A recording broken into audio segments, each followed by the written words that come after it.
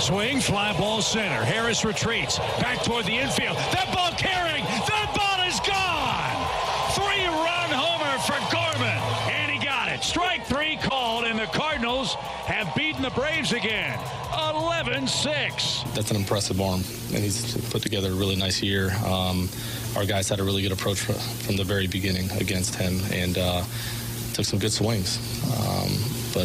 Yeah, credit to our offense because they produced against a really, really top-end arm. The Nerds are back alongside Tanner and Grant on BK. It's BK and Ferrario here on 101 ESPN after an hour of people telling you how things really are here in St. Louis. We're going to tell you how we think things should be here in St. Louis. Josh Innes, of course, had the last hour. Good to hear him on the station today.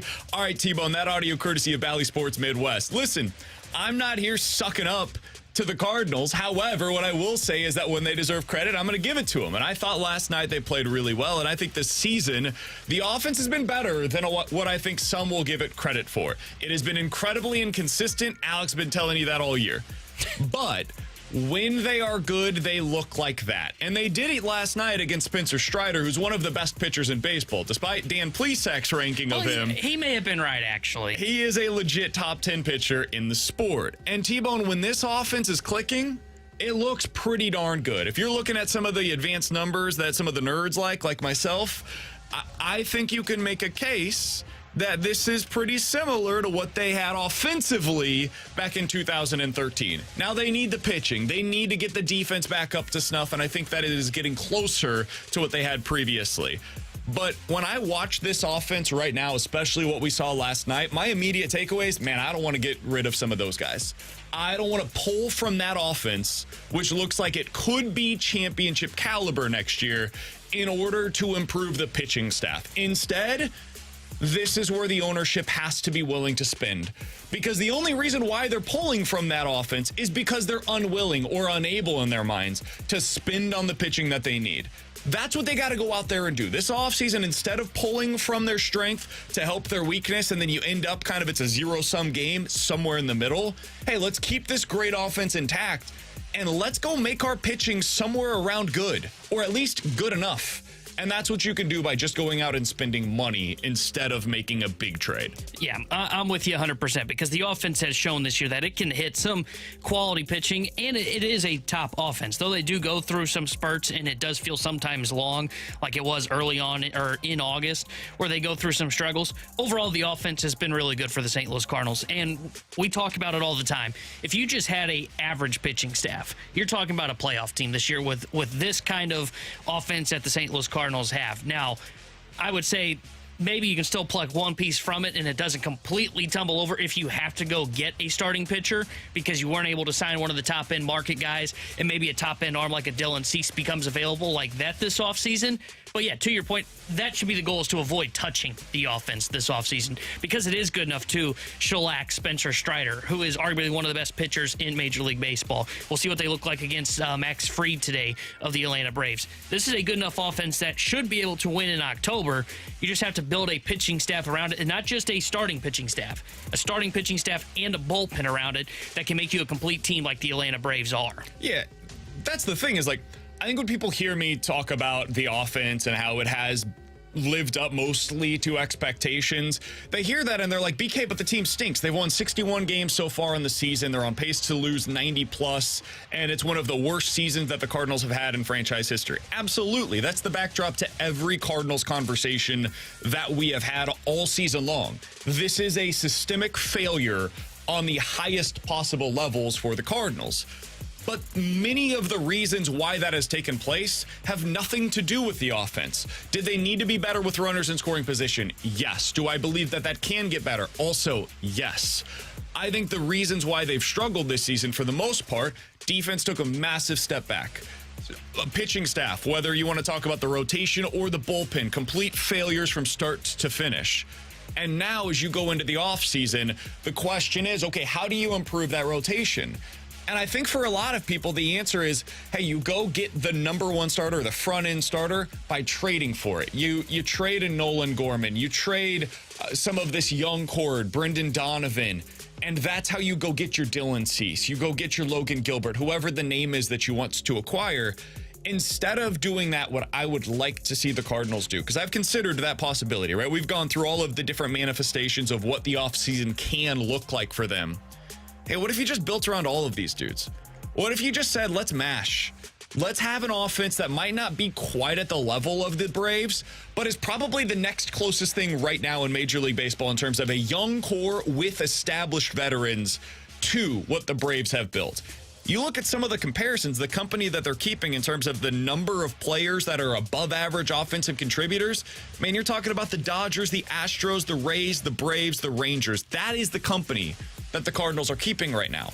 Now you got to add to it. And when you go into the offseason, that's why I would try to build around Gorman, Newt, Walker, Donovan, Wynn. These are the guys that I want to see around here for the long haul. And eliminating those guys, this Jenga board that can potentially topple over, I don't think you suddenly become a bad offense. But I don't know that you're going to be able to get the pitching to a high enough degree in order to make up for a lack of offense or a slippage, if you will, with what the offense is going to be next year. Yeah, to that point, it's going to be a lot tougher to try and build a rotation like the Braves than it is to maintain the offensive pieces that you have that are right there with their offense right now. And that's why I think you're right on in terms of, okay, go out there and try and spend the money for the top two guys and then maybe trade a smaller piece to go get a number 4. That's why we mentioned Carlson's name all the time at the trade deadline. Can you go get a Clark Schmidt type pitcher for Dylan Carlson? And this is why, and I said this last week when you were out, I do think the Cardinals are close to the Braves. Now, I don't think they can catch them by any means, even with a good offseason, but I think they're close enough to where they can get back into the conversation of, hey, if things go their way in a playoff series, they have a chance to take down the Atlanta Braves. And it's because of this offense. This offense being able to hit Spencer Strider is encouraging to see, and it's not just veteran players.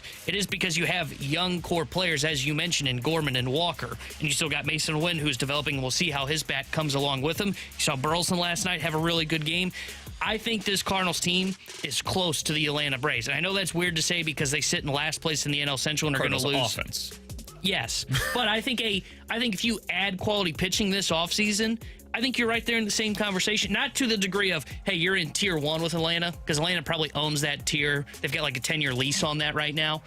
But you can get into that second tier with a good spending offseason. I think that's a really important point, because when you look back at the last decade, right? Really like the last 7 years or so, the Dodgers owned that stretch. They were almost every year. You come into the season and you say, Dodgers best team in baseball, or at least best team in the National League at a minimum. And that was no slight to some of the other National League contenders. They didn't go to the World Series every year. In fact, more often than not, they didn't end up in the World Series. Why is that? It's because the best team doesn't always get there. Last year, I thought the Braves were the best team in the NL, and I didn't know if there was a close second. I didn't get there, because sometimes weird stuff happens in October. In fact, look at this series. If this was a 3-game wild card series right now, Cardinals up 2-0, they're done. Braves over. It can happen like that. We saw last year. I think the Cardinals were a better team last year than the Phillies. That sounds weird because the Phillies ended up going to the World Series. Yeah, weird stuff happens. The best team does not always win. And so when you look at what the Cardinals could become, can they get to where they can be competitive in a 5 to 7 game series against a team like the Braves? If you add the necessary pitching this offseason, that is where I'm right there with you. I don't think there's any chance the Cardinals are a better regular season team next year than the Braves. That would shock me. But can you get to the place where you're close? You get into the playoffs, and not you give yourself a chance. You know you have a chance when you go up against the Atlanta Braves. That should be the goal to the offseason for this Cardinals team. Yeah, I think the years prior, though they got into the playoffs and wanted to convince you on the idea of, hey, get in and anything can happen, they were a third-tier team in the playoffs. The year against the Dodgers, they got hot. They didn't have the pitching to go in that 21 season outside of Adam Wainwright. They're going to have a rotation of Lester and J. Happ to get you through the playoffs. And then last year, I still think they were probably arguably a third-tier team, if not a second tier, but there are 2 teams in the top with the Dodgers and the Atlanta Braves. I think you can get to that second tier by spending this offseason on pitching. And when I say spending, I don't even just necessarily mean dollars. I mean being willing to pull off a trade too, potentially, because of this offense. So I know that I come off and I sound like the homer for the St. Louis Cardinals, as you probably heard the last hour. But I don't think it's crazy to think that if you bring in 2 quality starters, plus you add a number 4 to your rotation, go get a good bullpen arm or 2, that we could be talking about this team not just back on top in the NL Central next year, but a team that can truly say, hey, we've got a shot to compete for that number 2 seed and be a team that, to your point, doesn't just have to squint to say we've got a shot against the Atlanta Braves. 314-399-9646 is the Air Comfort Service text line to get involved in the show. You guys can also watch us on YouTube. 101 ESPN STL is where you go to find us. This one comes from the 618. Guys, overanalyzing 2 games of scoring is certainly a way to fanboy about the Cardinals. That is not what I'm doing. We've been watching this team all season long. We've been analyzing the Cardinals offense all season long, and my stance has been very consistent. When you put this lineup and you stack it up against anybody not named the Braves, the core of it, top 7 or so hitters in it compared to any other lineup not named the Braves, there's a pretty good chance if you're doing the blind taste test and you're just looking at the numbers of one versus the other, you're probably going to end up siding with the Cardinals. If you go Phillies versus Cardinals right now, Phillies have a pretty good offense, I think it's fair to say. You're probably end up siding with the Cardinals offense just based on the numbers that those players have put up individually. And so going into next year, I'm going to place my bet on that. And when you look at what they've done in these 2 games against the Braves, but really when you look at what they've done for the entirety of this season, I think you're starting to see a team that has put together the necessary offensive core to be able to go up against some of the best of the best. Yesterday was just simply the latest example of it. That was just a moment where you see them going up against what I think is the best offense in baseball and one of the best offenses that I've seen in recent memory in the sport, and they were able to outslug that team. Coming up in about 15 minutes or so, I want to talk about baseball in general and the wild card that we've added to this mix because, T-Bone, I was excited about when they implemented this. I still think overall it's a good thing for the sport because I think October is more fun with a new team added into the mix. I also think this is an embarrassing race that we are going to see down the stretch. So we'll talk about how those 2 things can coexist. That's coming up at 11:30. But coming up next, which NFL teams are entering the end of their winning window right now? We'll talk about it here on 101 ESPN.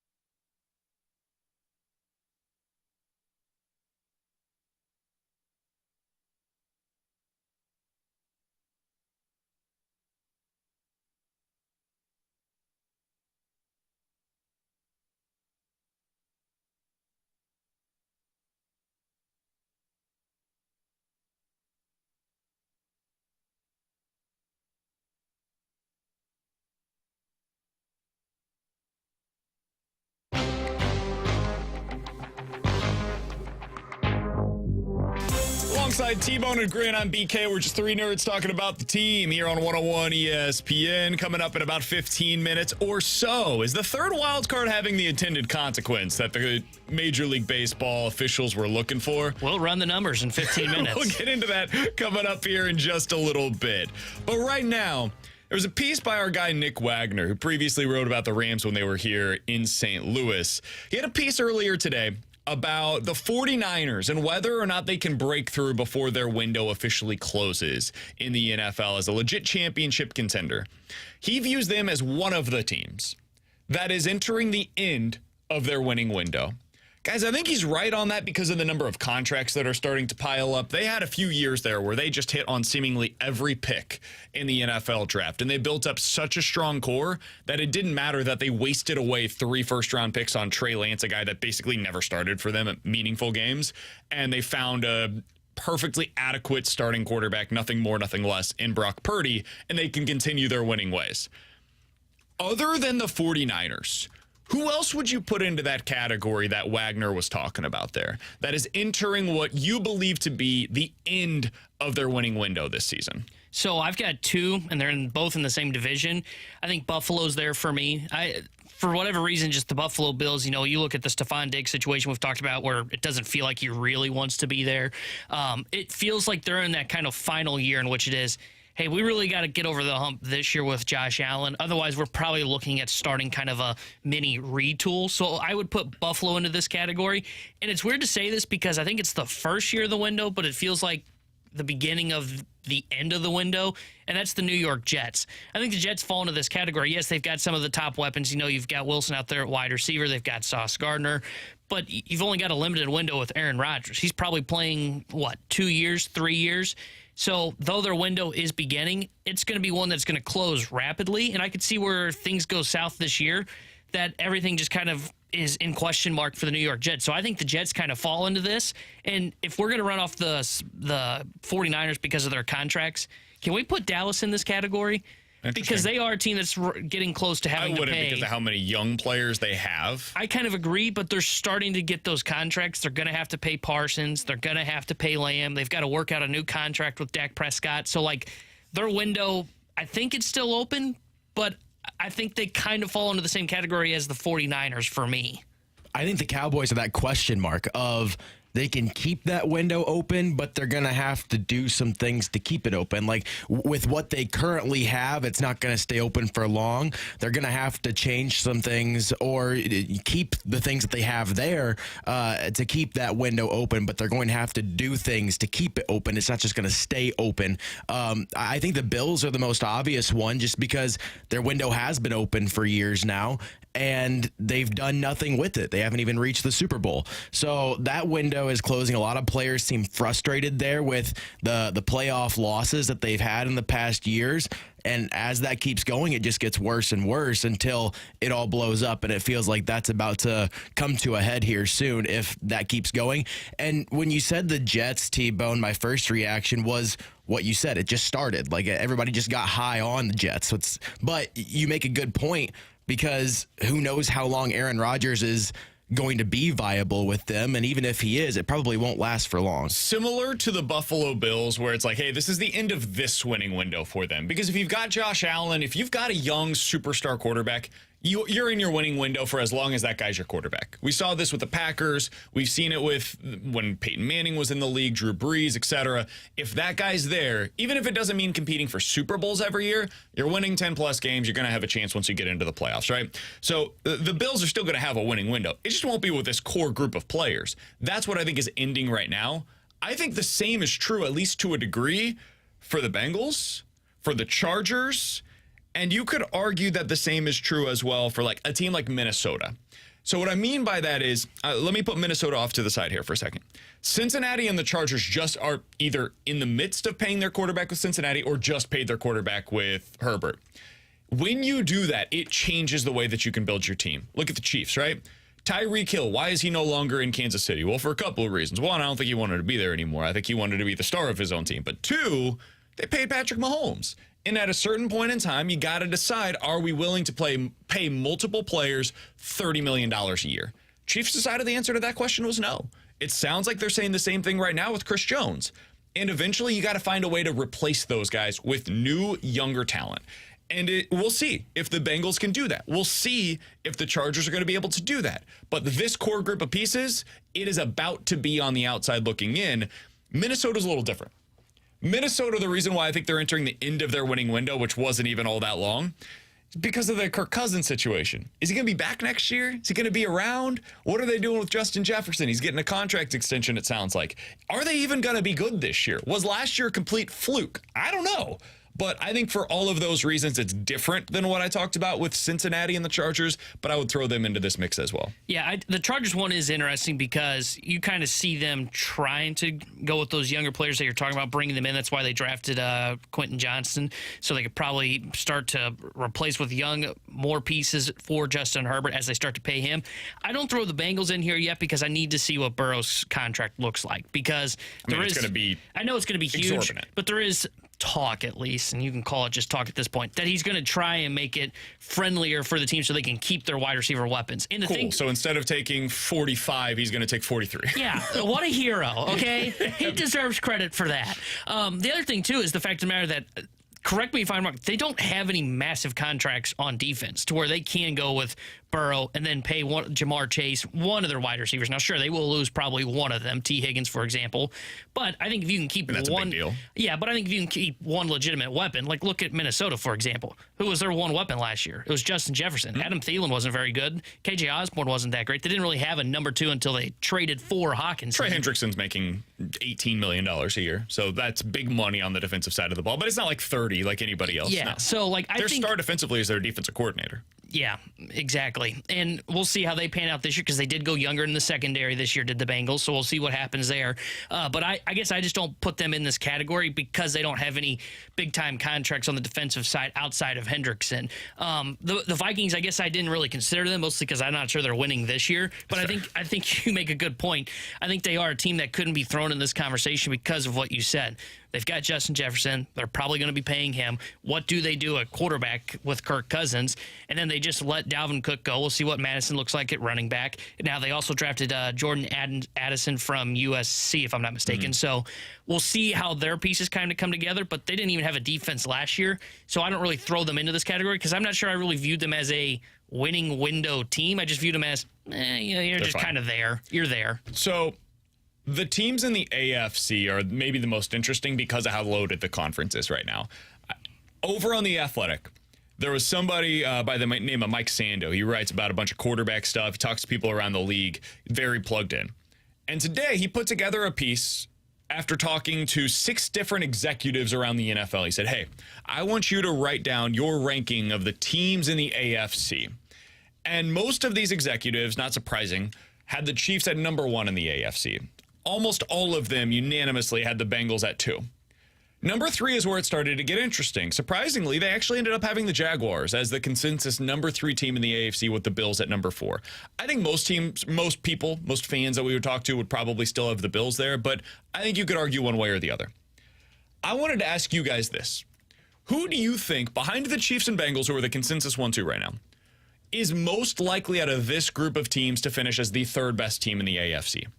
Is it the Ravens, the Chargers, or the Jets? Who is the team that is most likely in the AFC to make the leap this year that the Jaguars did a year ago? Ravens, Chargers, or Jets behind the Chiefs and the Bengals? I'm fully prepared to be heartbroken like you are every year with the Chargers, but I'm going to say the Ravens. Lamar Jackson coming back healthy, got his contract now, so he doesn't have to have any disputes there. I like the addition of OBJ to the wide receiver core, and I love the fact that they actually hired a offensive coordinator for a change. So I like what the Ravens are doing. I think they've got a solid defense. They've got a stable head coach in Harbaugh.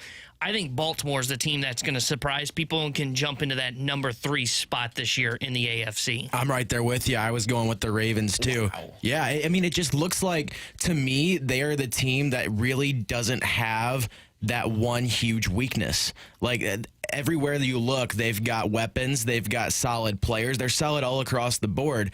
And I think that AFC North division is going to be extremely interesting this season because I think there are so many different ways I could see that division finishing. I could see the Ravens winning that division. Obviously, I could see the Bengals winning that division. The Steelers, who knows what they're going to look like. The top three in that division is going to be all over the place. And I think the Ravens have a real opportunity to jump on that and become the top team in that division. It's there for the taking. I'm doing it. You're going to fall for him again? Every year, dude. Oh, my God. Every year I fall for this damn team, and I can't help myself. The Los Angeles Chargers are the forbidden fruit that you know you shouldn't go out there and eat, but you do it anyways. And that's exactly why I'm going with the Ravens, by the way. And it's what I'm going to do. I'm going to fall for it again. Man, look at their weapons. Mike Williams, Keenan Allen, you add Quentin Johnston to the mix as well. You've got Austin Eckler, who is apparently going to be happy this year after getting a couple $1 million in terms of the raise. That defense every year has stars all over it. If Joey Bosa can just stay healthy, if Derwin James can just stay healthy, there's no reason why they can't be a top 5 unit on that side of the ball. And you mentioned the offensive coordinator for the Ravens. Guess who else got a real offensive coordinator finally for the first time in years? The LA Chargers did. Now my guy Justin Herbert, instead of dinking and dumping all over the place, he's going to be a guy that actually starts to push the ball down the field. He's got a weapon to do that in Mike Williams. I think he's going to be their number one guy. Again, just stay healthy this year. And I love what Quentin Johnston can bring to the table as a yards after catch type of a receiver. So I'm falling for it. Hook, line, and sinker. I do it every single year. I'm going to go so far as to say I would not be surprised if the Chargers end up with the best record in the AFC West this year. Whoa. I think that it is in play for them. And the reason why is because we're seeing the Chiefs are going to be without their top pass rusher for 6 weeks. They're going to be without their other top pass rusher for 6 weeks, potentially even up to 8 weeks with Chris Jones missing games. And Travis Kelce is dealing with a knee issue right now. He might play tonight, might not, but either way, he's banged up. That's not a great way to start out the season. Meanwhile, the Chargers are seemingly, at least for today, healthy. Till week 2. I think this might be the year. This might be the year that they actually break through. I'm still going to pick the Chiefs to win the Super Bowl. But for the first 8 weeks of the season or so, I think it shouldn't be a surprise to anybody if the Chargers are the better team. I mean, you keep touching the hot stove, and at some point you're going to learn that it's just not going to happen for the Chargers until they get a good head coach. But I'm the guy that doesn't learn. I'm going to keep touching the hot stove, keep getting burnt, and I will just patch things over. You know, when they have Belichick there next year, I'll be 100% in on everything you just said. But with Brandon Staley, I have no faith in them figuring this thing out. I think there's a chance they are the team that misses the playoffs that should have made it. No. That would never happen. They have a great coach who would definitely not make any decisions that you look back on and say, that guy cost his team the game.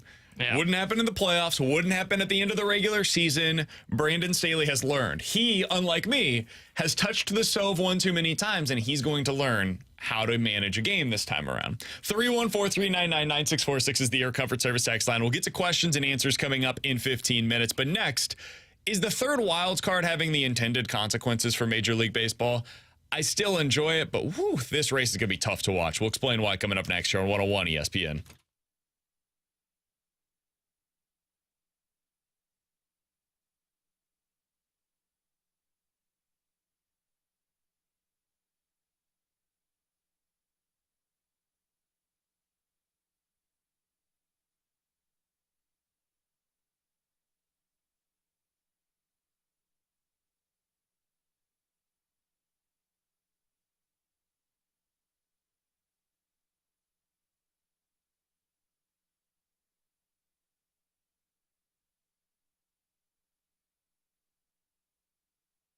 Hey, it's BK. I've got some exciting news for all the men out there. Victory Men's Health has launched a new telehealth site. It's called VictoryRx.com. Write that down somewhere. It's VictoryRx.com. Men, you can go there to get prescribed your ED medication. They've made this process so easy. You go to the site, you do your entire consults, all via text, and Victory Men's Health has already been treating thousands of men in their standalone locations around the area. And now they're giving you easier access to that #1 selling ED medication. is going to come in a chewable tablet. It's got active ingredients with both Viagra and Cialis. That makes a difference, it being a chewable tablet. If you've taken the pill before previously, you might have had something that didn't end up going the way that you expected it to. That was probably because it was affected by the food or the drink that you had earlier in the day. That will not happen with VictoryRx.com because it is a chewable tablet. The dosage is going to work for you. Go to VictoryRx.com. That's VictoryRx.com, and you'll be playing hard.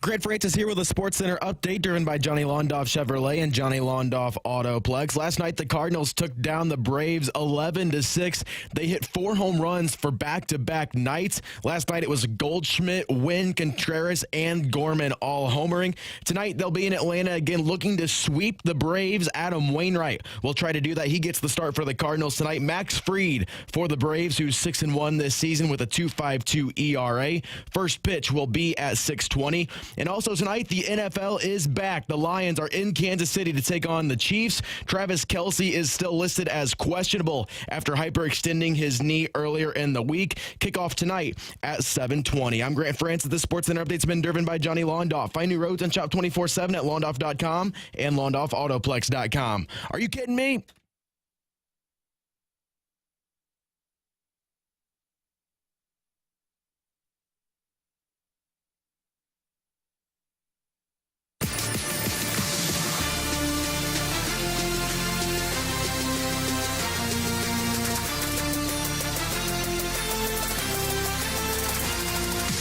The National League wildcard race is an absolute disaster. Alongside Tanner Hendrickson and Grant Francis, I'm Brandon Kiley. You've got BK and Ferrario here on 101 ESPN. A couple more days of vacation for Alex Ferrario. He will be back in on Monday.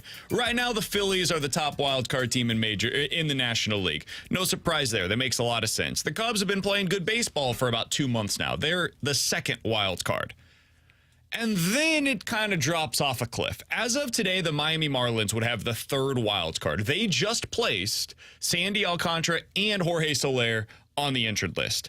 The Diamondbacks have a negative 20 run differential on the season. They're 4-6 in their last 10 games. They have Corbin Carroll, who just got hurt earlier in the week. They're a half game back of the Marlins for that spot. The Reds, who have been an abject failure for like the last month, they are a half game back of the last wild card spot. And the San Francisco Giants, who are at 500 and have lost their last 6 games and forgot how to hit, and oh, by the way, are running out of pitchers, they are now 2.5 games back of the last wild card spot in the National League.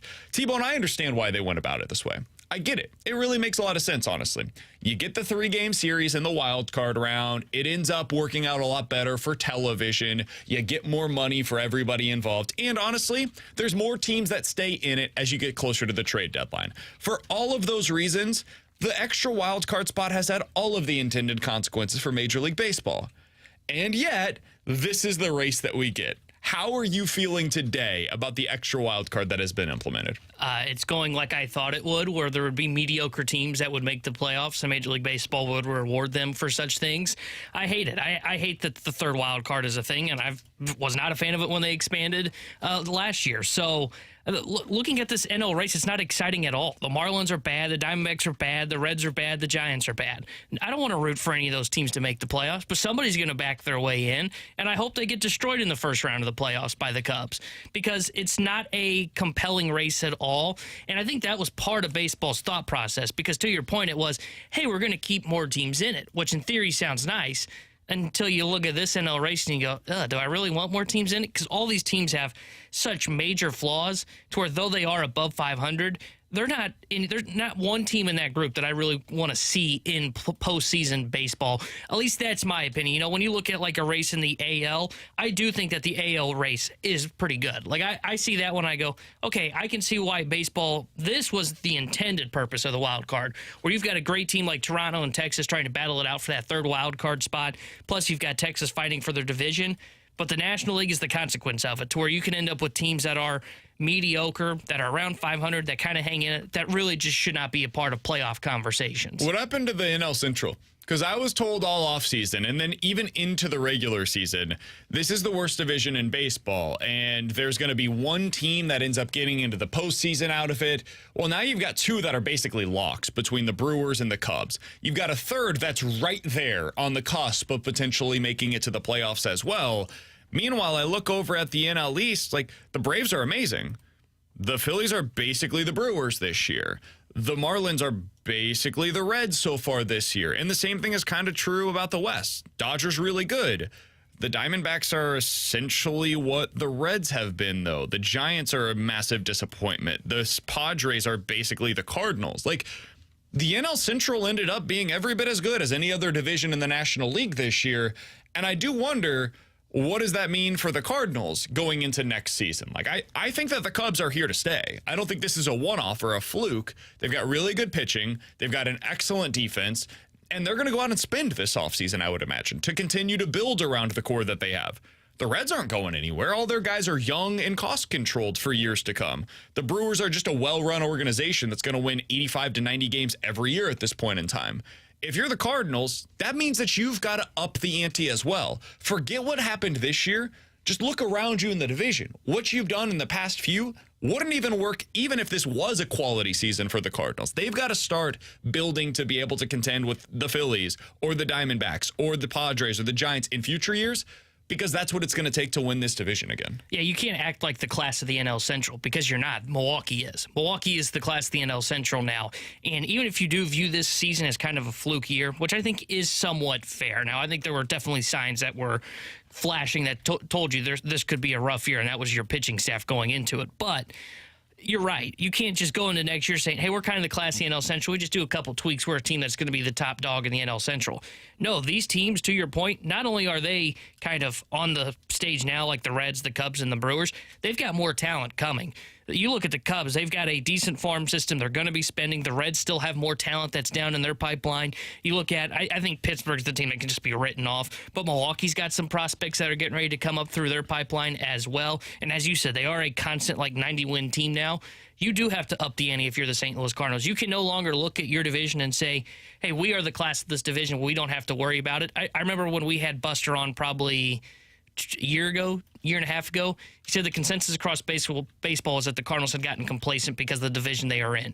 Well, now's the wake-up call. Now's the wake-up call. This season is the wake-up call for the Cardinals where they say, okay, what we were doing, we need to change, and that's part of the changing of the model because we need to get back to being the class of the NL Central. Right now, we're just kind of in that stuck middle ground with the Cubs and the Cincinnati Reds. So as I look at the other side of the wild card contenders, I look to the Texas Rangers, and I think to myself, what the hell happened there? This was a team that, man, a month ago, we were right at the deadline saying, whew, watch out. You get Max Scherzer, you get Jordan Montgomery. Christian's a nice piece to have, but he should be like a sixth-inning reliever for them, whatever. And you have a great offense. We were talking about them offensively in a similar ilk to what we were talking about with the Atlanta Braves. And now they're 4-15 in their last 19 games. That has taken place despite the fact that they have not exactly had a murderer's row of scheduling in this stretch. T-Bone, what the hell happened to the Texas Rangers? They are now, as of today, out of the playoffs, a half game back of the Toronto Blue Jays for that final wild card spot. So two things have really gone wrong for the Rangers. One, their bullpen just is not good enough. The addition of Chris Stratton, he's been kind of elevated. To your point, he's supposed to be like a sixth inning, fifth inning kind of reliever for you, middle relief. He's having to be elevated because the bullpen's struggling so much. So they're kind of trying to piece the bullpen together right now. Their bullpen's been terrible since the trade deadline. And the offense has gone cold for them. Offensively, they've gone through a massive rut. I think I saw since August 1st, they're hitting like 211 with runners in scoring position. So when the offense goes cold and you don't have a bullpen that can help stitch it together once your starters, which the rotation's fine, but the bullpen's the thing that can really haunt you if you're a team like the Texas Rangers, and they're going through that right now. So many teams that don't have good enough bullpens either miss the playoffs or it's what costs them in the playoffs. Remember the Dodgers teams in the early, 2010s, 2015? Those teams were really good. They didn't have a bullpen at all that could help them in the playoffs, and that's what the Texas Rangers are going through right now. One thing that I do worry about with a team like the Texas Rangers is they are very reliant upon the long ball. And it's something that honestly kind of makes me wonder about. I love the Braves. I want to say that up front.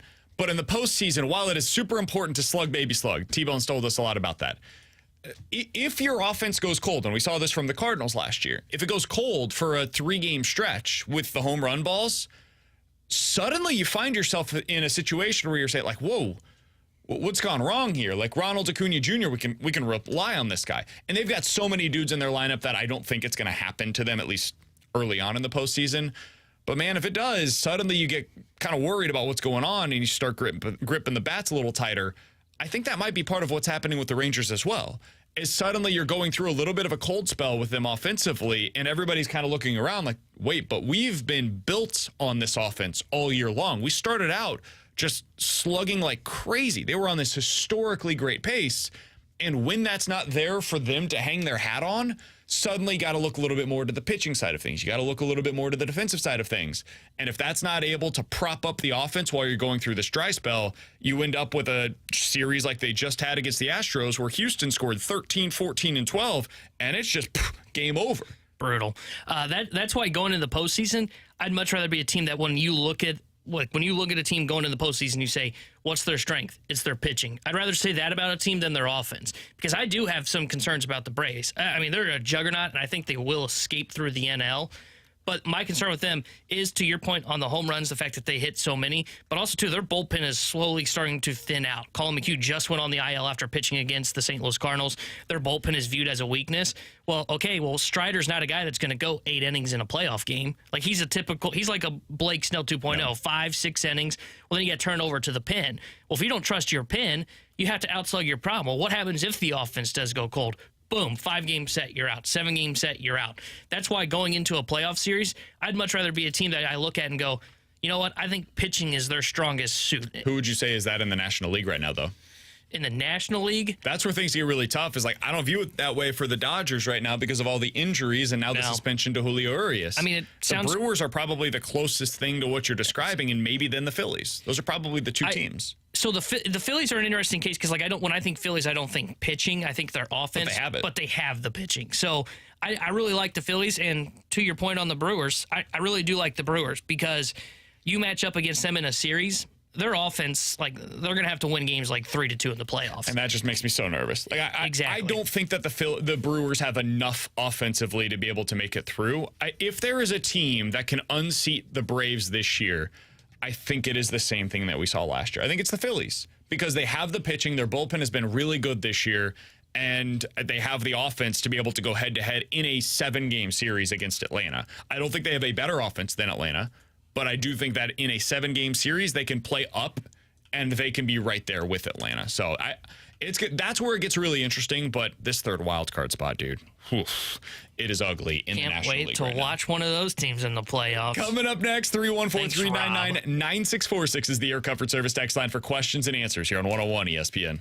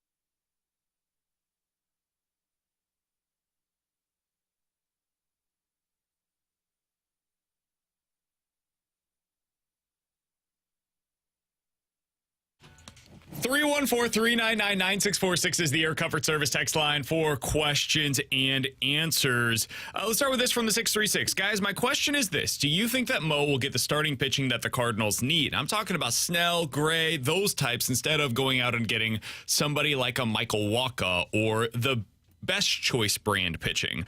Thank you. I think they have to. And if they don't, it's a failure of an offseason. So, yeah, I think they will get somebody in that top line starting pitching market. Now, that might mean Sonny Gray. It might mean Aaron Nola. It could mean Blake Snell. I think those are the three current Major League Baseball pitchers that are in that market. It could mean Imanaga from Japan.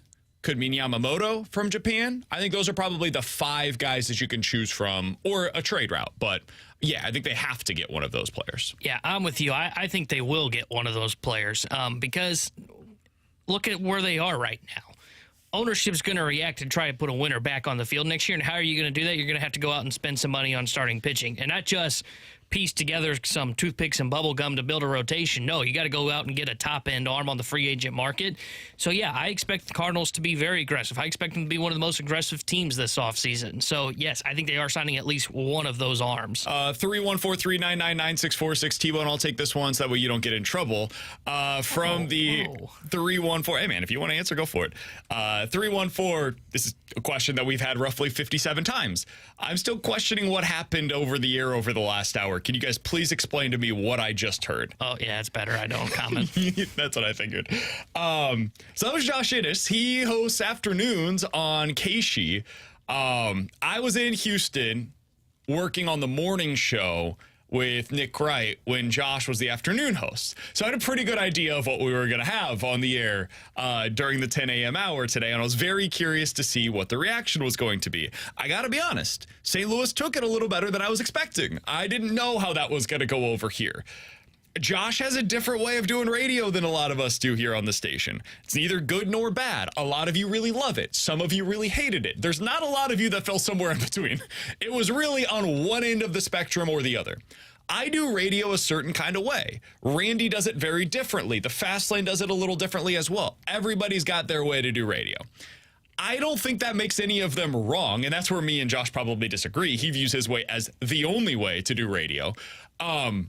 But his way definitely gets you fired up, and it is calling everybody out. He is going to hold feet to the fire. All the things that you guys get mad about, that dude is going to do all of that stuff. And he goes about it in a certain kind of way. It's just different than what I do. I like the numbers. I find them to be super interesting sometimes. Josh thinks I'm a nerd. That's okay. Neither here nor there. There's different ways to go about it. And he does a very different style of sports radio than what I do. So that's the way that I would say it. Yep. 314-399-9646 is the Air Comfort Service X line from the 618. Guys, who do you think wins tonight, and why is it the Lions? T-Bone, who you got tonight? So I'm going to sit on the fence. Classic here on BK and Ferrario. Probably doesn't happen on Josh's show either. If Kelsey plays, I do like the Chiefs because he is such a difference maker for the offense. If he does not play, I do like the Lions. And I kind of went on that assumption yesterday when I put my bet in when I was over in Illinois, and called me a little concerned that he's questionable, and I'm starting to get the sense that he's going to play tonight. But if he's out, I do like the Detroit Lions, and I think this is going to be a shootout. So I would say if you're looking for one line to take the over in this game. I actually would go the opposite direction. I think I would take the under in this one. I'm kidding. This is the exact type of game where you take the over. Especially early on in the season. Yeah, I think the Chiefs end up winning this. Andy Reid in the openers typically has something special cooked up. Now, my one concern with it is if Travis Kelce was expected to miss this game as of like 3 weeks ago, and Andy could have game planned around that, I would feel much more confident than I do right now. But it's kind of wild that we're in this situation where the Chiefs are very likely to be without Travis Kelce and Chris Jones and Charles Omenihu tonight, and all of us are like, yeah, they'll be fine. Going up against a potential playoff team in the Detroit Lions, it'll be fine. That is a crazy place where we have arrived with this team, where it seems like none of the other pieces matter as long as 15's on the field. And that may end up being proven correct, but I can't think of many other teams in sports where that's the case. Where as long as one guy's on the field or the court, you feel like they're going to win. Like Messi on Miami right now is that way. But that has as much to do with the competition level as it does with him specifically. LeBron has that to him. Sure, but more so like 5 years ago than right now, I would say. Absolutely. Steph sometimes has that, but even you look at the Golden State Warriors, they had a couple of years ago where they were dropping like flies injury-wise, and he couldn't make it work. It's very rare to see something like that. Yeah, I just view Mahomes, and we've talked about this, to where it's like I viewed Tom Brady in New England. Oh, what's his wide receiver core? I really don't care. Tom Brady's going to make it work. And that's how I view Patrick Mahomes. And I think he's earned that right, to where until I see him fail by missing key weapons like Travis Kelce, like he's been gone a year now plus in Tyreek Hill. But until I see it fail, I'm always going to look at Patrick Mahomes and go, that is Superman right there. And that guy can win with anything. That's why, because of what you just said, if this game does turn into a shootout, I don't like the Lions' chances. I think if the Lions are going to stay in this game or have a chance to win, they're going to have to keep the Chiefs' points down a little bit. They're going to have to not get into that shootout, because if it's a shootout and it's Jared Goff versus Patrick Mahomes, like you said, Tanner, I don't really care who Patrick Mahomes has. I'm taking Patrick Mahomes. 314-399-9646 is the Your Comfort Service text line for questions and answers. Guys, everybody's going to be watching Texas versus Alabama, but if you could only watch one other college football game this weekend, which one would you choose? Now, I'm going to set aside the local games because we're going to be watching those for business as much as anything else.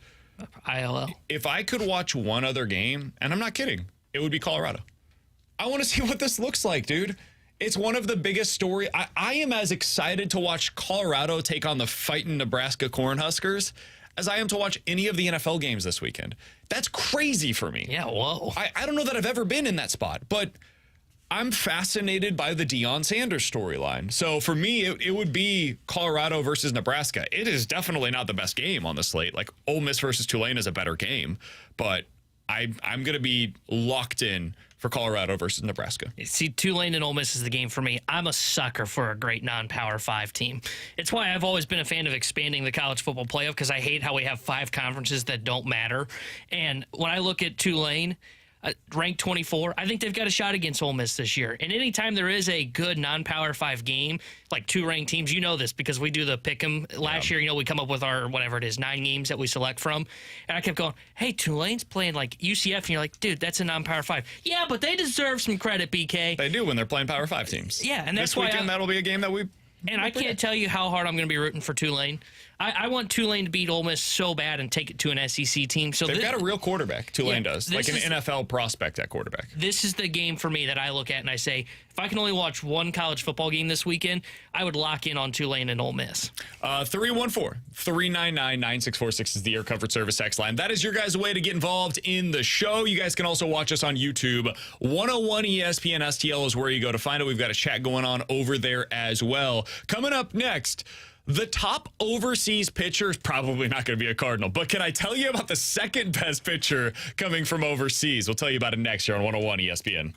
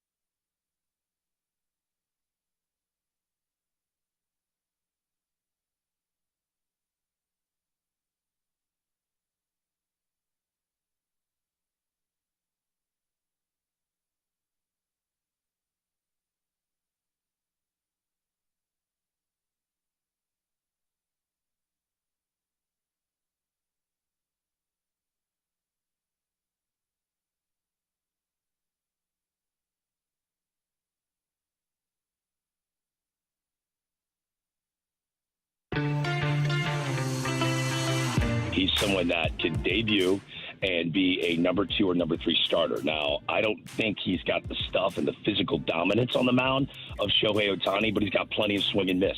And that is exactly what the Cardinals are looking for. They're going to have to spend big in free agency. They're going to have to bring at least 2 arms into that rotation, if not 3. I think he'd be a great target. It's going to be a hard sign. I think he gets well over $100 million, which is way steep, and we'll see if the Cardinals want to go there. Alongside Tanner Hendrickson and Grant Francis, I'm Brandon Kiley. That was Greg Amsinger on the morning show earlier today talking about the other pitcher that is likely to come over from Japan. You all have been excited about Yamamoto. Let me tell you about the guy that you probably don't know enough about, which is Imanaga. T-Bone, I don't think that the Cardinals are going to be going to the extent that Yamamoto will require. He is very likely to get $200+ million this offseason. Now, I want to say this up front.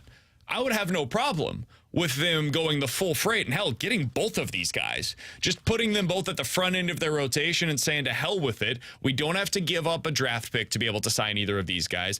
Imanaga's 30. Yamamoto is 25. Let's just go ahead and ride this thing out. We'll see what it looks like. I'd be totally fine with that.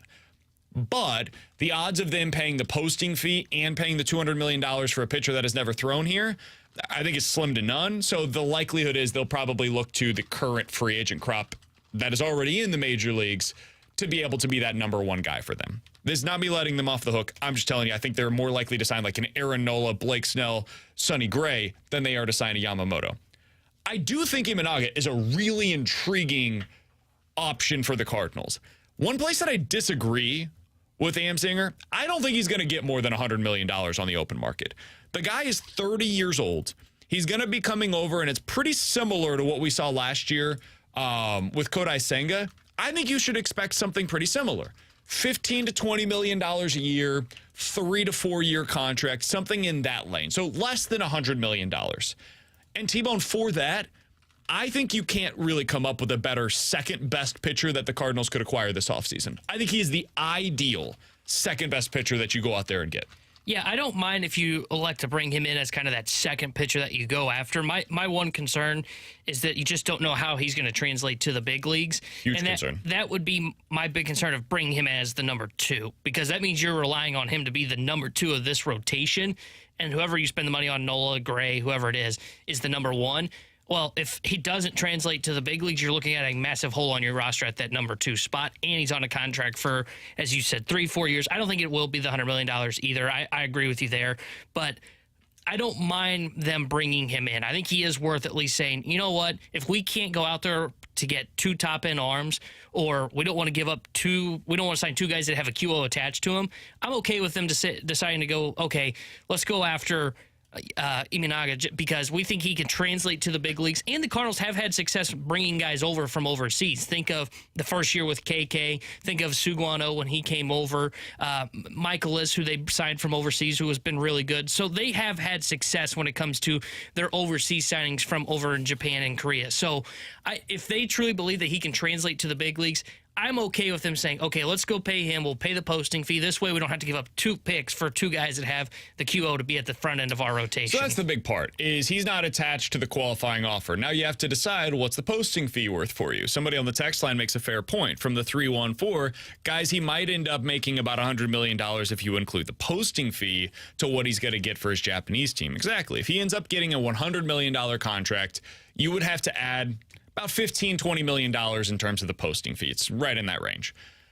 That is a lot of money that is not included in the contract. That is a separate fee that you have to pay to his team in Japan. The question that the Cardinals will then have to answer is, what's more valuable, that posting fee, where it's just money, or the pick that we're going to have to give up? Because if you go sign, like, let's say they end up not getting a guy free agent wise that's attached to the qualifying offer, and maybe they end up signing, instead of Imanaga, they go out and they say, we're going to pay the full freight for Yamamoto. Yeah. 25 years old, 8 years, 25 a year. We're going for it. This is our guy. We believe in him. And then the second best pitcher that they go out there and acquire is, I don't know, let's call it Eduardo Rodriguez, who's going to opt out of his contract. So instead of giving up the picks, they've gone out there and gotten 2 really high-level pitchers, and they just paid more for it. Is that better? Or is it better to give up the draft pick to pay less to the guy that you're going out there and acquiring? I don't know how they're going to value that. But them picking in the top 35 for the second pick that they end up getting, I would have to imagine somebody like John Mozeliak is going to be valuing that. Yeah, and it'd be back-to-back years in which you'd be giving up a draft pick because you signed a guy on a QO as well. Remember, they gave up a pick this year when they signed Wilson Contreras because he had the QO attached to him with the Chicago Cubs as well. So I think when you're looking at the free agent market, I think you have to almost say we're going to be losing a draft pick this year because we talk about the top-end market guys. All of them are going to have draft picks attached to them. The only guy that probably wasn't going to was Giolito, and now I will look at him and go, I don't know if I want to give that guy a multi-year contract. Well, let's stick with that line of thinking here for a second. How much are you paying attention to what these upcoming free agents are doing right now? Because Giolito is a disaster. Have you seen what Jack Flaherty's done? He's been since bad going in over to Baltimore? They're starting to turn on him as well in Baltimore now because of his performance there. How much are you paying attention to what these guys are doing in the stretch run for their respective teams? So for most of these guys, I would say not a lot. Like, I'm not really paying attention to what Nola does because I think I know what Nola is. I'm not really paying attention to Sonny Gray and what he does because I think I know what he is, and he's been awesome this year. I think the only guy that I've really circled to say, okay, I'm keeping an eye on what he does is Giolito because of the struggles. Snell kind of falls in the same category of Nola for me. Like, I know what he is. I'm not too concerned. I'm still a little intrigued by Lucas Giolito because everything that I've said prior to his struggles before the deadline, to where I think he still can develop into a top arm. Problem is the struggles that he's really been going through lately. If those continue, he's off my list. If he can't turn it around in the final 3 starts this year with Cleveland, he's off the list. He cannot be signed. What if he ends up taking a 1-year deal? No. He's been that bad. You cannot bring him in on a 1-year kind of prove it deal. So he's the only guy for me that I'm kind of keeping an eye on. I'm not really keeping an eye on Jack because I just assume there's not going to be a reunion with Jack. But he's the one guy for me that I kind of circle in this free agent class and go, I'm really intrigued to see what it looks like down the stretch for Giolito in Cleveland. I have a wandering eye for Jordan Montgomery again. Oh, come on. I keep seeing some of the numbers, and I keep looking at what they have available to them, the Cardinals, on the free agent market, and I think to myself, man, is the best one the one that was already here? You don't have to give up a QO pick for him. He's going to be really good again next year, most likely. Now, his most recent start was not good. It was against Minnesota, went 3 2/3, gave up 6. But prior to that, man, he'd been awesome so far for the Texas Rangers. Before that start, he had a 2.3 ERA for them. Even when you include that start for the Rangers, he has a 3.6 ERA. That's basically what he was last year for the Cardinals after he came over. So he's doing the same thing for the Rangers that he did for the Cards. He would not be my top choice. My top choice is still Aaron Nola. I love him. Blake Snell's up there for me. Would love to get one of the 2 pitchers coming over from Japan, but no qualifying offer pick. Probably getting closer to $20 million a year than the $30 million a year for some of these other guys that we've talked about. I'm not opposed to going out there and looking at a guy like Jordan Montgomery in a reunion. Yeah, I guess I wouldn't be either because he doesn't have the QO. And if you can go out and find another top-end arm, like you do sign a Aaron Nola, which I still believe is the top target for the Cardinals, and then you look at that second-tier mark and go, okay, we're not giving him another pick to go get Sonny Gray, even though he would be great. Giolito, we're not going to go after him. Who is that number 2? Do we want to go with a guy that there is kind of certainty with in Jordan Montgomery, or do we go overseas to Imanaga, who, though we think we know what we have there, we don't know how it truly translates to the big leagues. I think then I would listen to Montgomery. I continue to say this. This team just feels like it needs a complete change. Change for change. They do not need to bring back any reunions. They just need to go out and find somebody else and try and piece it together that way. And that's why I would say Gray, for me, would be a guy to target. Nola, a guy to target. Imanaga to target just because it's change. I don't want to see them run it back with anybody from this current roster that's in this rotation. 314-399-9646 is the Air Comfort Service text line. Coming up next, you give us 2 scenarios. We'll tell you which one's more likely in a game we call more likely to happen here on 101 ESPN.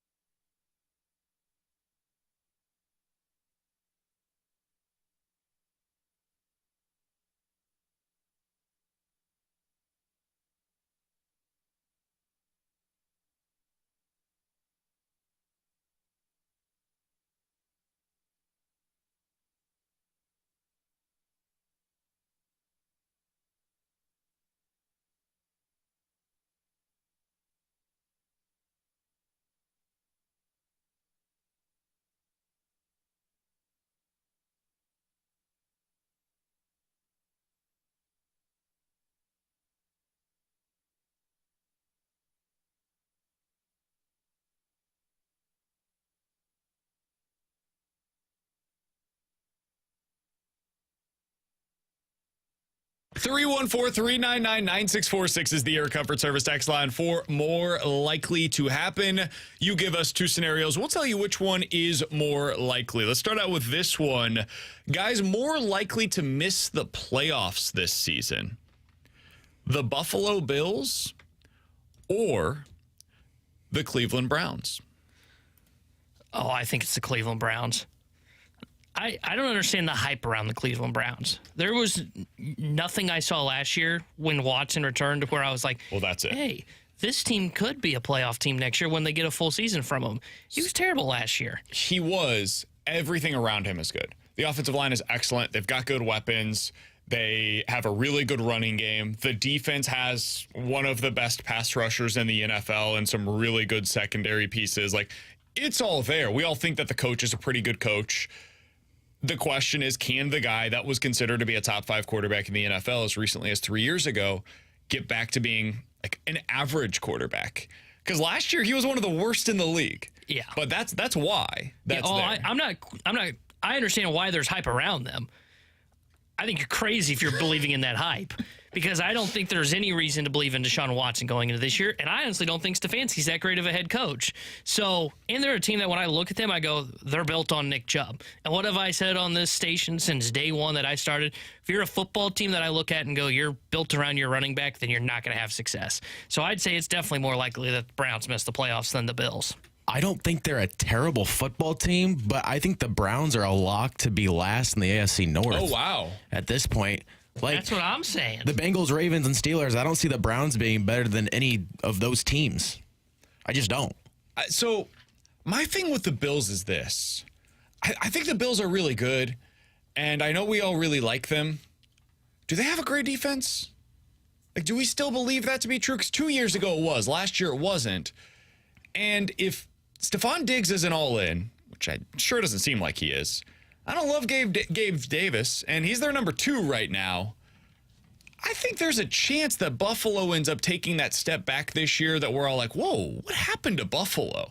Remember when we were going into the season and they were like the Super Bowl favorites? I could see something like that from them this year, mostly because their division has just gotten so much better, man. It's going to be hard to get wins in that AFC East. Same thing is true to a degree from the AFC North, but I could see the Browns getting in similar to the Ravens last year where they're 10-7 and they get into the playoffs as a wild card team. So I actually think it's more likely that the Bills end up missing the playoffs than the Browns. I just think the Browns have so many fail-safes as long as Deshaun Watson is average. And I was such a fan of Deshaun, the football player, early in his career that I'm going to assume that he is able to get back to that. So I'm going to go the Bills missing the playoffs is more likely. T-Bone?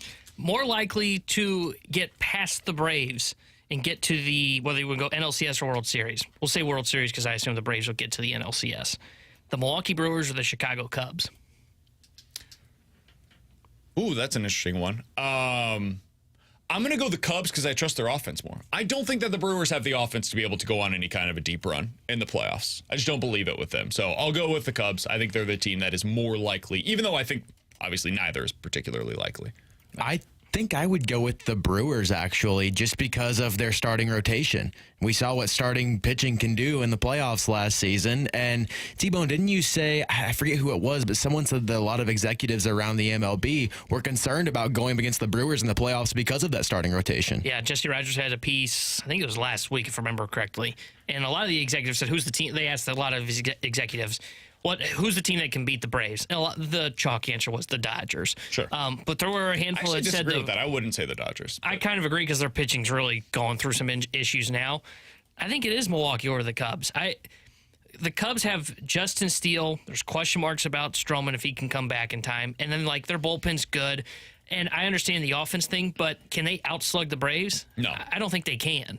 Now, I really don't think the Brewers can, but I think their pitching can shut down the lineup enough to give them a chance, and I like the back end of their bullpen, too. So I would say Milwaukee. All I know is Javier Assad is the best pitcher I've ever seen. I love that guy. So if that guy is going to be a part of their rotation, and it sure seems like he's going to be, that's a pretty damn good number 2 starter for you. Behind Steele, who is right up there in the top 3 of the National League Cy Young race right now. I'd give up Walker for Assad. That dude's a stud. Have you seen Assad? Yeah, I mean, he's amazing. We said it every time that he pitched against the Cardinals. I don't understand how anybody ever hits against him. Like, it doesn't make sense that anybody gets hits against him, and yet he was just kind of reserved into their bullpen role. I'm shocked it took this long for them to make him into a starter. He's got a 2.69 ERA on the season, and I'm getting ready to look up to see what his numbers are as a starter. But, yeah, he's been incredible since he's moved to the rotation. His last outing, he went 8 innings. One before that, 7. As a starter in 6 starts since he's been pushed to the rotation, 1.95 ERA. Jesus. Holding opponents to a 2.12 batting average and a 6.14 OPS. Pretty good. I love that guy. Grant, what do you got for more likely to happen? All right, so a matchup this week in the NFL, Cardinals and Commanders. Oh, best one of the week. More likely to happen, the Commanders don't finish last in the NFC East, or the Cardinals don't finish last in the NFC West. Commanders. I think it's entirely possible that the Giants are the worst team in the NFC East this year. Wow. Don't tell me that I accidentally ended up with like a best ball draft with kind of a Giants build to it yesterday. I would definitely I agree with BK. I can't see a scenario in which the Cardinals are not in last place. I can see where the Commanders. You know what? What if the Rams find a way to be worse? I'm thinking about it. Let me reel that take in a little bit. It's That's what I entirely was thinking. possible the Rams are the worst team in the NFL this year. No. The Rams could get the number 1 pick. No. Have you If seen Cooper that Kupp is Cardinals hurt? roster? Yeah, have you seen the Rams, dude? Yeah, at least It's there's not some significant. talent to it. It's not significantly better than the Cardinals. They've got disagree. Stafford, so they've got a quarterback in, and they've got a defensive tackle in Aaron Donald, who's their 3rd best player right now. With Cup out? Yeah. Exactly. If you I got to would think about it, then you know it's not a good situation. Who's the top 3 players on the Cardinals? I mean, it's not good either. I agree with you. But Yeah, if you get to a place where the season is, like, written off, they're going to shut down Aaron Donald and Matt Stafford, especially Stafford, who's got injury concerns. I cannot see, and you can mark this down, 9-7 at 12-23. There is no way in hell the Rams are in last place in the NFC West at the end of the year. No way. That is Arizona's for the taking. That team is trying to lose, and I know the Rams are too. I hope so bad the Cardinals find a way to be 3rd in that division. No, it will not happen. They may win 1 game if they are lucky. But the difference for me is The coaching that helps you. well, the Giants are much better than the Rams. So, like, it's going to be harder for the Commanders to be better than the Giants. Well, if you ask me, like, you gave us the scenario, I think both teams finished last Well, yeah, I in agree. their division. I saw today a piece on ESPN. I can't remember who wrote it. It was either Dan Graziano or Jeremy Fowler. They're like, who's a surprise team that can win their division? And one of them had the audacity to say the Commanders. I had to close out of that article because there's no way that they are winning the NFC East. They're not a playoff team. The hype around Sam Howell's Washington? ridiculous. Yes. Good defense. Yeah. No quarterback whatsoever. Good weapons. Jahan Dotson, one of the more underrated wide receivers in the league right now. 314-399-9646 is the Air Comfort Service X line. Guys, more likely to pull off an upset over the weekend. The Colts at home against the Jaguars or the Steelers at home against the 49ers? Steelers. That one's easy, I think. I kind of like the Steelers this year. There's too many teams in the AFC to like. Yeah. So a really good team is going to miss the playoffs because of how deep that conference is. Somebody should get an NFC spot. They should give out like 5 spots to the NFC and then a couple extra get to the AFC. You are below 500. You don't get to be in the playoffs, NFC. I actually would go with the Colts here because at least with the Steelers, there's kind of film on Trubisky. It's kind of an unknown. Trubisky. Or sorry, not Trubisky. Pickett. Like, is he back? No, sorry. Did I miss From the dead. something? I said the wrong quarterback. Pickett was who I meant to say for Pittsburgh. There's some film on him. And I do agree with you. I am kind of high on the Pittsburgh Steelers. But I think with Richardson, there's just this big unknown of what he'll be in week 1. So I can see where Jacksonville has not a lot of film on what he's going to be in this offense. And, like, he comes out and he just plays incredible here in week 1. And then we look back on it and go, oh, that was just a fluke in week 1. There's just a lot of unknowns with Richardson in this Colts offense. I actually would take the Colts over the Steelers if I had to pick that upset. I guess it's a fair point, but I still like the Steelers more, especially at home against the 49ers. I think that's going to be a really good game. That might be my favorite game to watch this weekend. But I think the Steelers, I do like them to win this game. I think if I was betting on a game this week, it might be that one. More likely to miss the playoffs this year after making it a year ago, the Dolphins or the Seahawks? More likely to miss the playoffs. Dolphins or Seahawks? I'd go Dolphins too, and it's probably because I'm super high on those Seahawks. But I I think it's easy to see where it can go wrong for Miami. I think they are a really good team, but there's just way too many question marks around their quarterback situation, how or if Tua can stay healthy for a full season. So I would definitely say it's the Miami Dolphins. I can't see the Seahawks missing the playoffs. I think they're too good. I think they win the NFC West. For me, it's as easy as the Seahawks are in the NFC, and that's that. Like, if the Seahawks were in the AFC and the Dolphins were in the NFC, my answer would be the exact opposite. I'm totally with you. It's just harder to get in from the AFC. Like, you could see a scenario where, and I know I just said I'm lower on the Bills than most, but the Bills, the Jets, the Bengals, the Ravens, the Jaguars, the Chiefs, and the Chargers make it in the playoffs, and that ends up leaving out the Dolphins. That was 7 teams that I think all of us are super high on going into the season. So at that scenario, Dolphins end up 9-8, 10-7, and are on the outside looking in maybe because of some tiebreaker with the Jets or the Bills. I could see something like that happening. So I think it's entirely dependent upon which conference you're in. We should do some it's almost like relegation for the NFL, but instead of being relegated to like college football, you get relegated to the NFC. If you were the worst team in the AFC out of the contenders going into the season, you end up going over to the NFC, so you have a better chance to get in next year. I think that's something that the NFL should consider. All right, coming up next, what does a best-case scenario season look like for Pavel Buchnevich this year? Does he have a chance to be one of the best wingers in the NFL or in the NHL? We'll talk about it next year on 101 ESPN.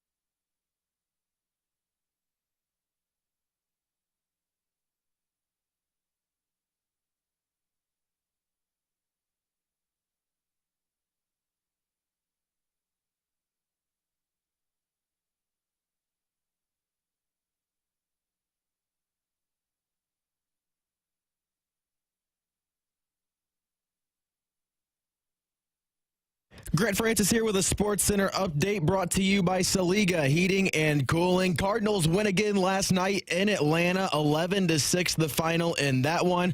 Cardinals hit 4 home runs again for back-to-back games. Last night it was Paul Goldschmidt, Wilson Contreras, Nolan Gorman, and the first MLB home run for Mason Wynn. Tonight the Cardinals will close out this series with the Braves looking to sweep Atlanta. Adam Wainwright will try to do that for the Cardinals. Max Fried for the Braves, who is 6-1 this season with a 2.52 ERA.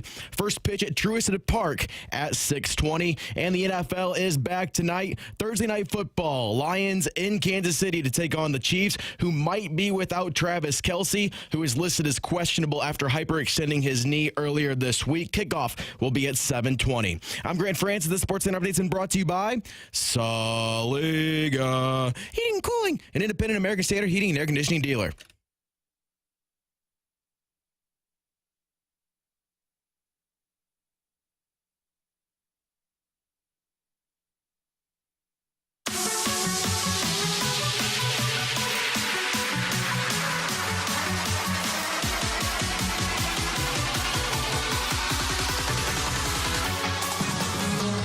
If you've listened to this station for any amount of time, you know I'm a Pavel Buchnevich apologist. I mean, I'm an apologist for just about everything, according to what you've heard over the course of the day-to-day here on 101 ESPN. But specifically with Pavel Buchnevich, big fan of what he's done for the St. Louis Blues. Alongside T-Bone and Grant on BK, you've got BK and Ferrario here on 101 ESPN.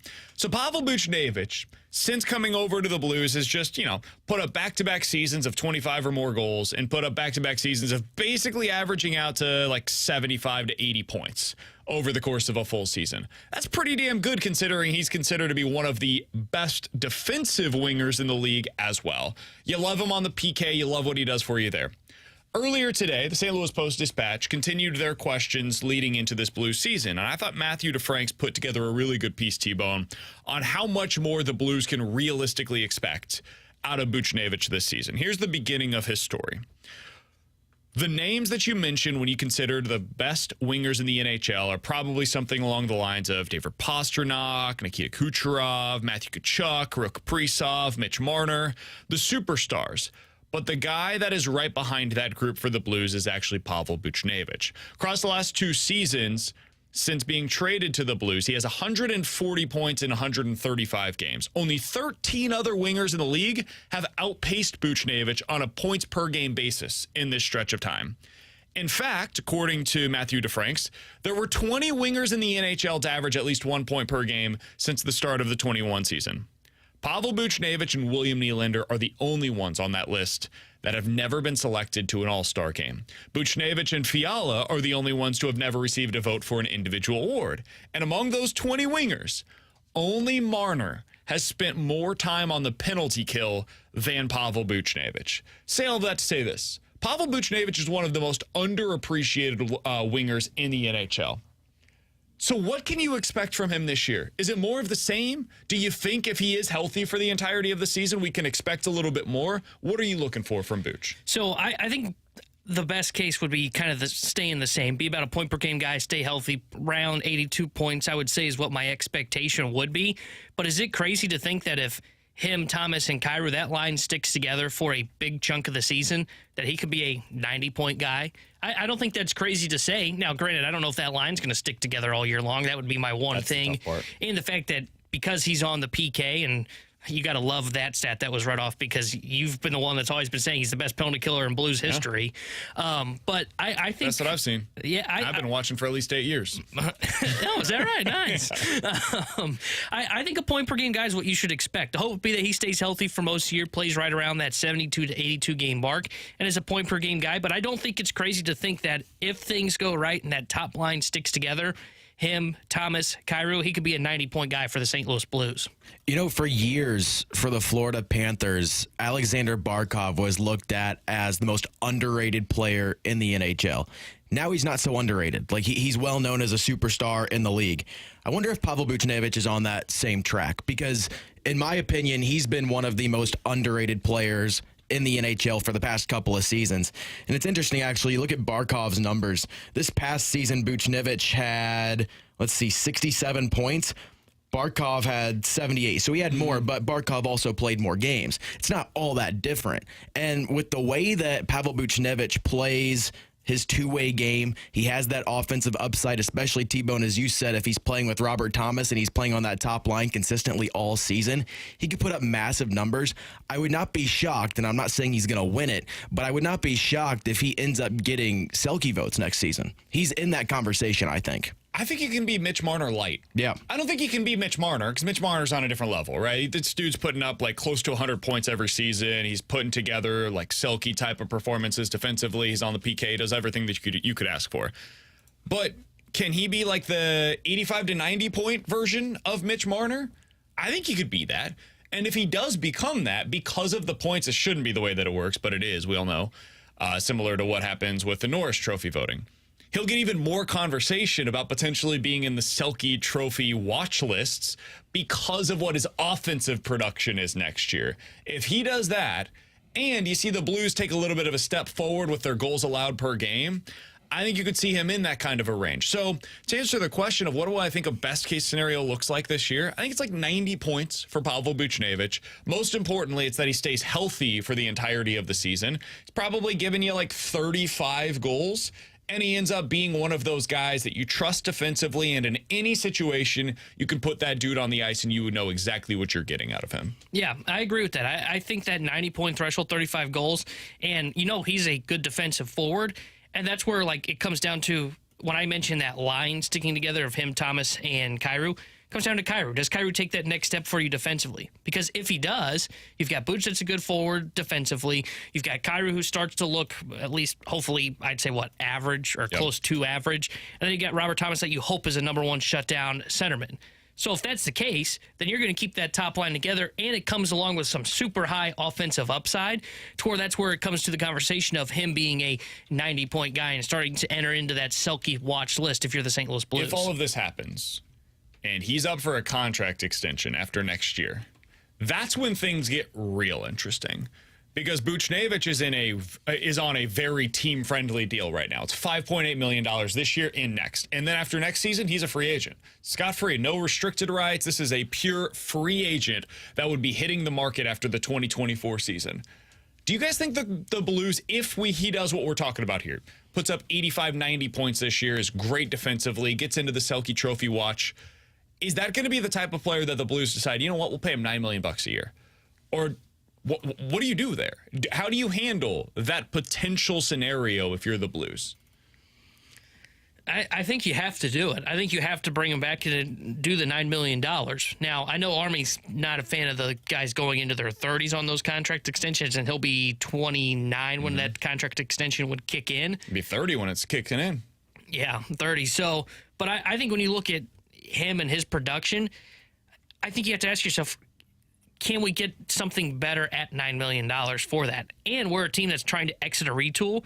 And who's the guy that we think can help be a part of that? I would think your answer would be Pavel Buchnevich on that first line with Thomas and Kyrou. So I think, yes, I think they would have to, I don't know if I want to say eat and be willing to pay the price, but I think you look at Buchnevich and you go, that is a guy that's a focal point, that is a franchise pillar, and is a guy that is going to be part of the reason we exit this retool. Yeah, and I wonder, too, if we start to see contracts like what could be handed out to Buchnevich with higher AAVs because the cap is going up. And I also wonder, too, if Doug Armstrong starts to become a little bit more hesitant with handing out no trade clauses, which in turn would cause the AAV to go up as well.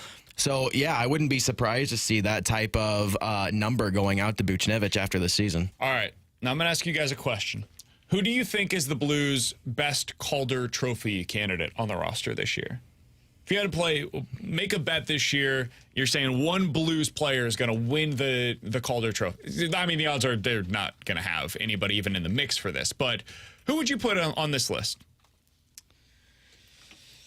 Well, I would probably put, I guess, there's only one rookie probably going to be on this team coming into the year, so it would have to be somebody else. Hofer. I don't see I would probably say Hofer because he's going to be getting playing time for the St. Louis Blues. Dean, Bolduc, if those guys make the team, they're probably going to be on the fourth line, and it's going to be tough to win the Calder Trophy if you're on the fourth line. So my answer would be Hofer. I would go Perunovich. I just don't know where his playing time's coming. That's why I can't say Perunovic. Grant? Yeah, I mean, that's really your only two is going to be Perunovic or Hofer.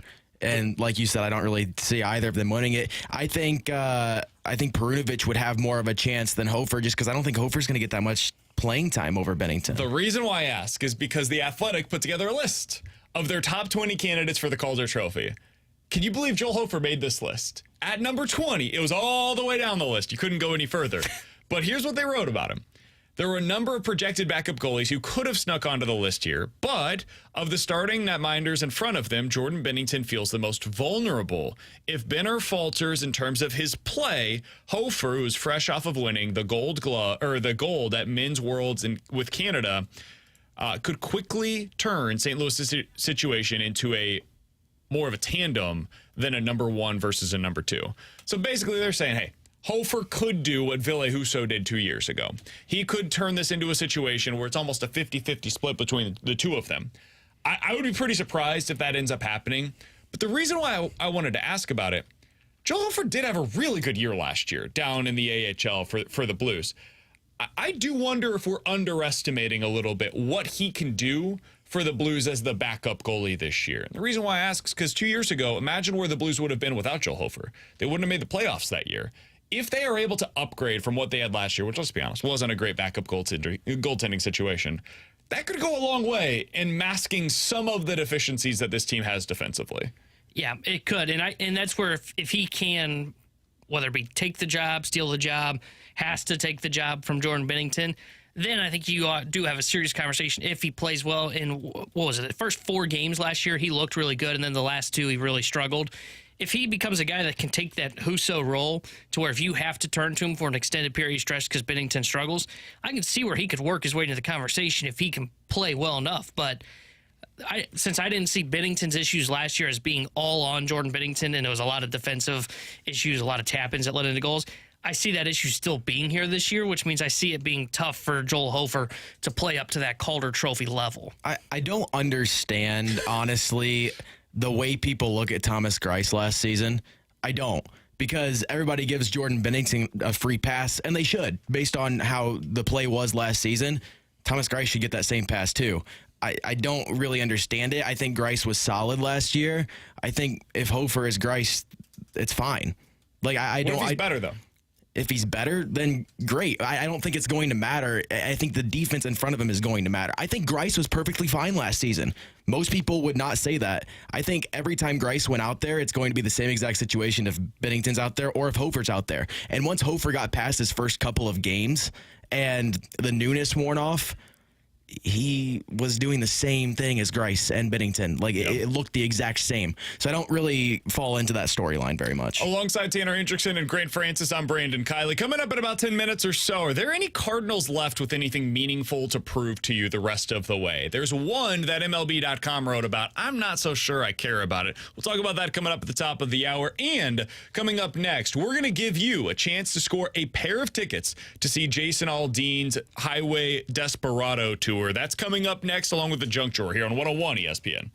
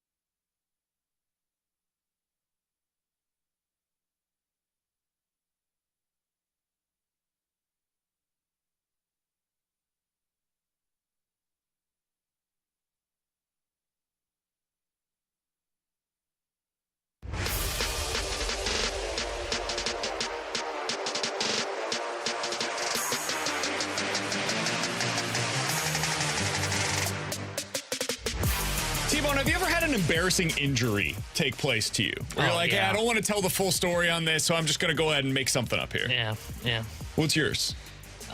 So one time I missed a basketball game because I was messing around, and in the gym where they had like the stands out, and I was kind of like, not taking the stairs, running down the stands, and I slipped, fell, landed on my hip, and I had a hip injury that I missed a game for, and I didn't tell coach how it happened. Sure. What was your excuse? What did you come up with instead? Do you remember?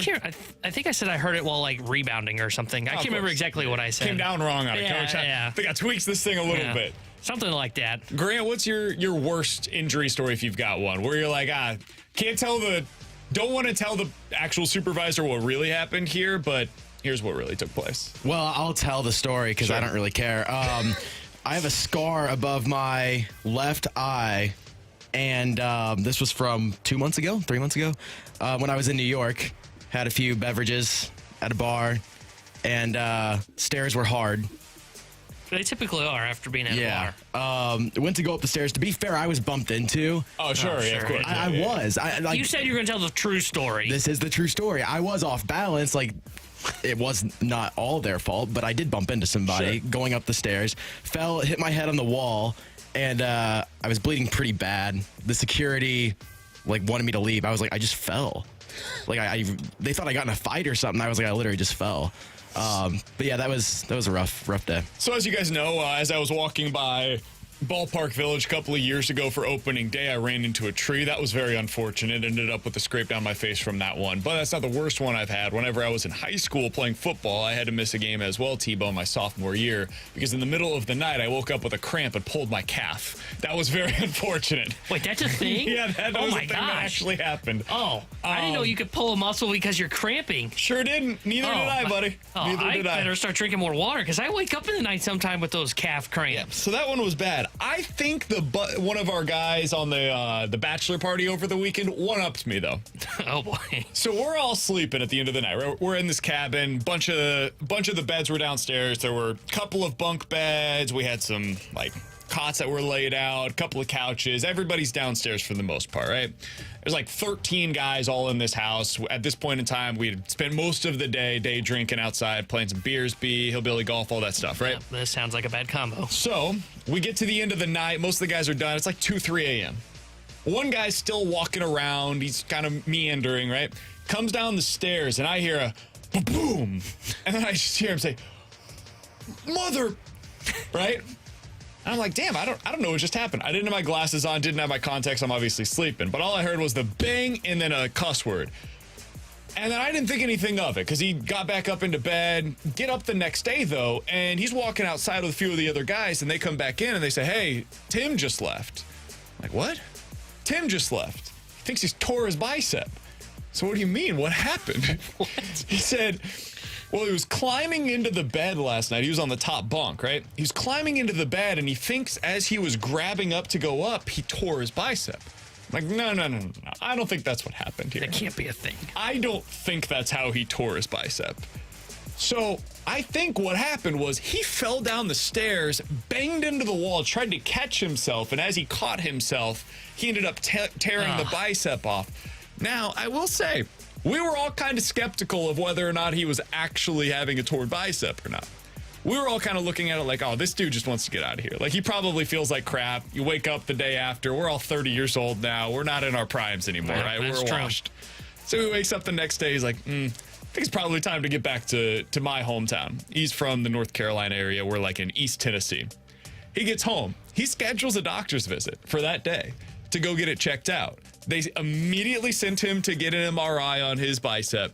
Full tear. Tore the bicep by either getting up into his bed or falling down the stairs in the middle of the night. An all-time story.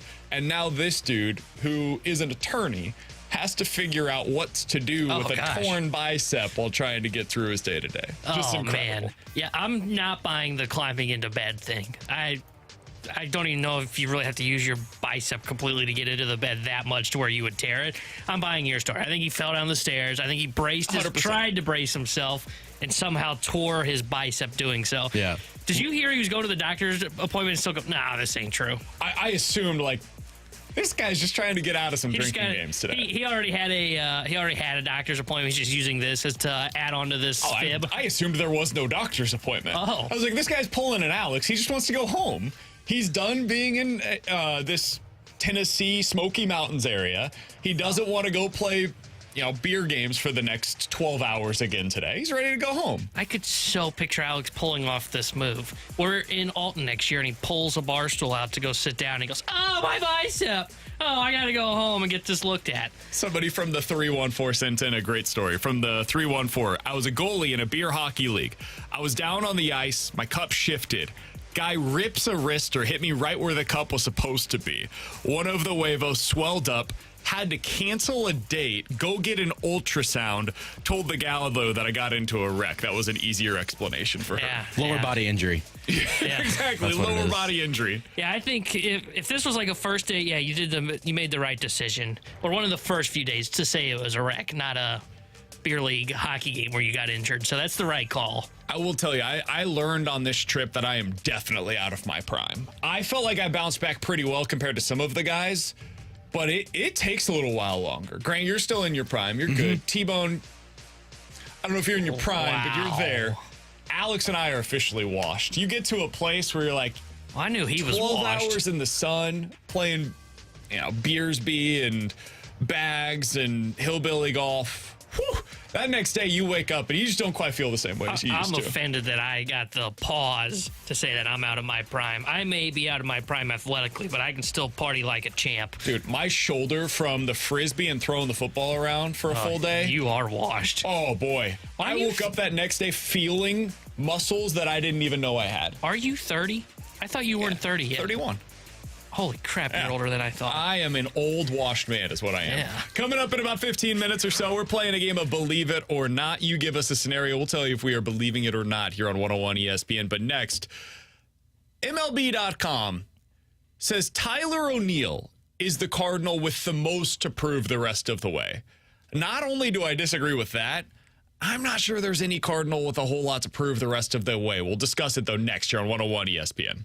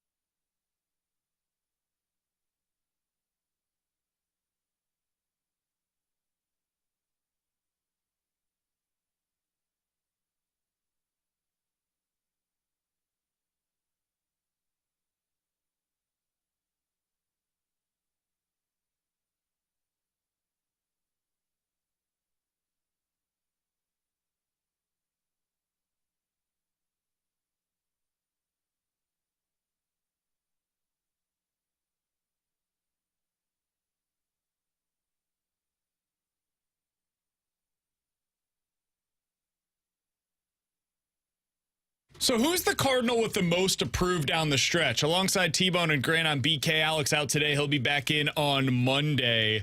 According to MLB.com, the answer to that question is Tyler O'Neill. Here's what John Denton wrote for them. The first thing that O'Neill needs to prove is that he can just stay healthy for the remainder of the season. The muscle-bound slugger has missed 2.5 months with a back injury this season, and it's bothered him lately, along with a troublesome left knee. He's played just 65 games as a result. The Cardinals want O'Neill to be their everyday left fielder because of the Gold Glove defense that he brings, but O'Neill has been swinging the bat well lately. He's hitting home runs on both Saturday and on Tuesday. He is the one with the most approved the rest of the way. Again, that came from John Denton over at MLB.com in a piece that they wrote about the guy with the most approved for every team.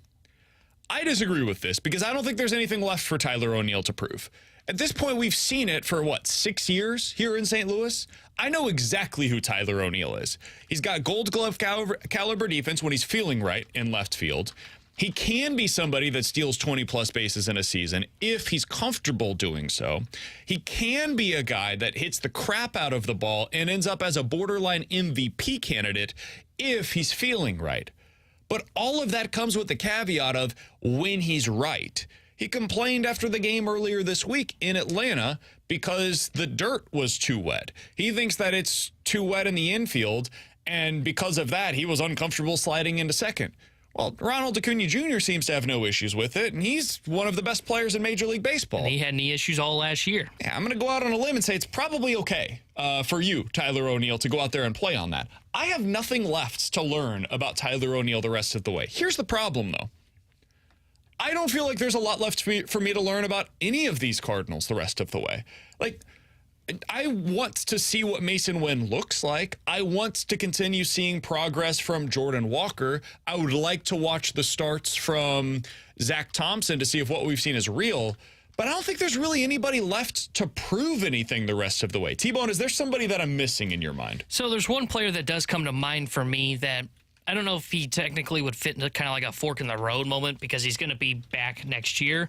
But it's Giovanni Gallegos. He's a guy that's really kind of fallen out from where I thought he was going to be. Going into the year, we had him in the circle of trust, and then it's kind of just been a wry season for him. 4.59 ERA, FIP 4.42, a lot higher from last year from both of those numbers. And I just looked this up because I was like, I feel like the last kind of month and a half's been bad for him. In his last 9 games, which dates back to the start of August, he's only been able to go 6 innings. He's allowed 8 earned runs, has a 12 ERA, 809 FIP, 400 batting average against, and a 1,200 OPS against. I think Gio's got something to prove. And when I say that, I mean prove that, hey, we can go into the offseason feeling comfortable with a back end of our bullpen of Helsley, JoJo, and Giovanni Gallegos. Right now, you can't say that. Right now, you can only go, you have Helsley, but there are limitations to him. You think you have JoJo. I think it's fair to go into next year saying, okay, JoJo Romero is going to be a guy that's going to have high leverage innings. And then who's the third arm? Who's the fourth arm, really, honestly, in this bullpen? You don't have those guys. And the Cardinals need Giovanni Gallegos to really show something down the stretch, in my opinion, to where they can go into next year going, okay, we just need to add one more bullpen arm that's got legitimate swing and miss stuff to be in the back end of this bullpen. Right now, they need 2 because Gio just has not been the same guy that he has been previously in his whole Cardinals tenure. Greg, do you have anybody that immediately comes to mind for you of guys that you think have something to prove the rest of the way? Yeah, Gio's a good one. I think another one is Matthew Liberatore, who's getting relegated to the bullpen again. Liberatore hasn't taken any of his opportunities and run with it. And maybe now as he's going back to the bullpen, maybe he can take this opportunity and show that he does deserve a role on this team, whatever that role may be. But take your opportunity and do something with it. If Liberatore could do anything the rest of the season, just show that you're worthy of having a spot on this team. So if there's anybody else that I think might have a chance to prove themselves down the stretch here, it's Matthew Liberatore. I like it. My question, though, is there anything that he can do the rest of the way coming out of the bullpen that will establish him in that role? Because what I would think the Cardinals will do is going into next year, they're likely to have him coming out of the AAA rotation either way. Because he just has more value to you as somebody that can continue to be extended out as a starter and continue to develop that way than if he's coming out of your bullpen on opening day. So I don't know that he's fighting for a spot out of your bullpen right now, And that would be my one concern about like him having to prove something out of the bullpen. If he was starting right now, I would feel differently. But because he's coming out of the bullpen, I don't know that he can prove anything to me. Do you feel differently? I think you're right, but I think he can prove something if he just pitches well, if he's consistent in his role. I think that's the thing, because everything he's done it inconsistently. So if he can at least take his spots when he gets the opportunities and just pitch consistently and even pitch average, but just be consistent, I think that could be a spot where, it's not going to be much for him, but it's something that you can look at and say, maybe there's something there. I will say this about Liberatore. They are, with them pushing him to the pin, I would much rather, instead of trying to have him be a long reliever for them, I would much rather see them try and use him in kind of burst, like a Packy Naughton role when he was healthy, as let's bring him in on a lefty-lefty matchup and let's see what he does. One inning, just let it eat, as Ollie Marmol likes to say. That, with pushing him to the bullpen, I think you're right. If you're going to just have him be stretched out, you know what his role is next year. He's going to be down in AAA to start the year. I think he's honestly got a chance to be surpassed by a McGreevy and Graceffo on the depth chart by next year, too. So why not, if you're going to push him into the bullpen, try him as a short, just high velocity, left-handed arm that comes out of the pen. Can he be a Packy Naughton type pitcher for you that just goes one inning with max effort? That's what I would prefer that they do with him down the stretch, but I don't think they're going to do that. So my guy that I think has a little something to prove, it's not a lot, let's be honest here, but a little something to prove, because there were concerns about him as recently as a few weeks ago. It's Paul Goldschmidt. Paul Goldschmidt, over the course of the last month, has started to refine his power form. Now, it's not overwhelming. It's not anything that's going to blow you away. But in the last month, he's played in 27 games. And in those 27 games, he has 5 doubles and 5 home runs. To put that in context, if that was over a 162-game season, it would be 30 doubles and 30 home runs. Pretty good. Not bad. You'd sign up for that next year if I told you that's what you could get out of Paul Goldschmidt in 2024. And I think we need to continue to see that the rest of the way. Because there were real questions as recently as a few weeks ago about, hey, is Paul Goldschmidt just going to be this guy power-wise? And the answer might be yeah. Like, he might end up being somebody that projects more to 25 home runs in future seasons than he is 30-plus. I think you can get away with that with this team. The problem is if he ends up being a 20 home run guy that's almost purely an on-base percentage player. If he suddenly becomes right-handed version of Lars Nootbaar, well, you have lost a lot of thump now in the middle of your order. And now you got to think about, okay, what does that mean for the rest of our lineup, right? I think we underestimated what it meant for the Cardinals to have regression from Goldie and Arenado this year, what it meant for them to not have Albert Pujols batting 5th for them on a day-to-day basis this year. Next year, they had to think about, okay, what does this look like if Goldie is now going through a little bit of the regression, the aging curve? And if he continues to hit like this the rest of the way, I think it does give you a little bit more confidence that in 2024, he can put together a similar, if not better, season than what we've seen from him in 2023. Yeah, and I do feel better about what we've seen recently, because it's better to see him being the potential 30 home run guy, like you said, on what he's pacing out to be in 30 doubles.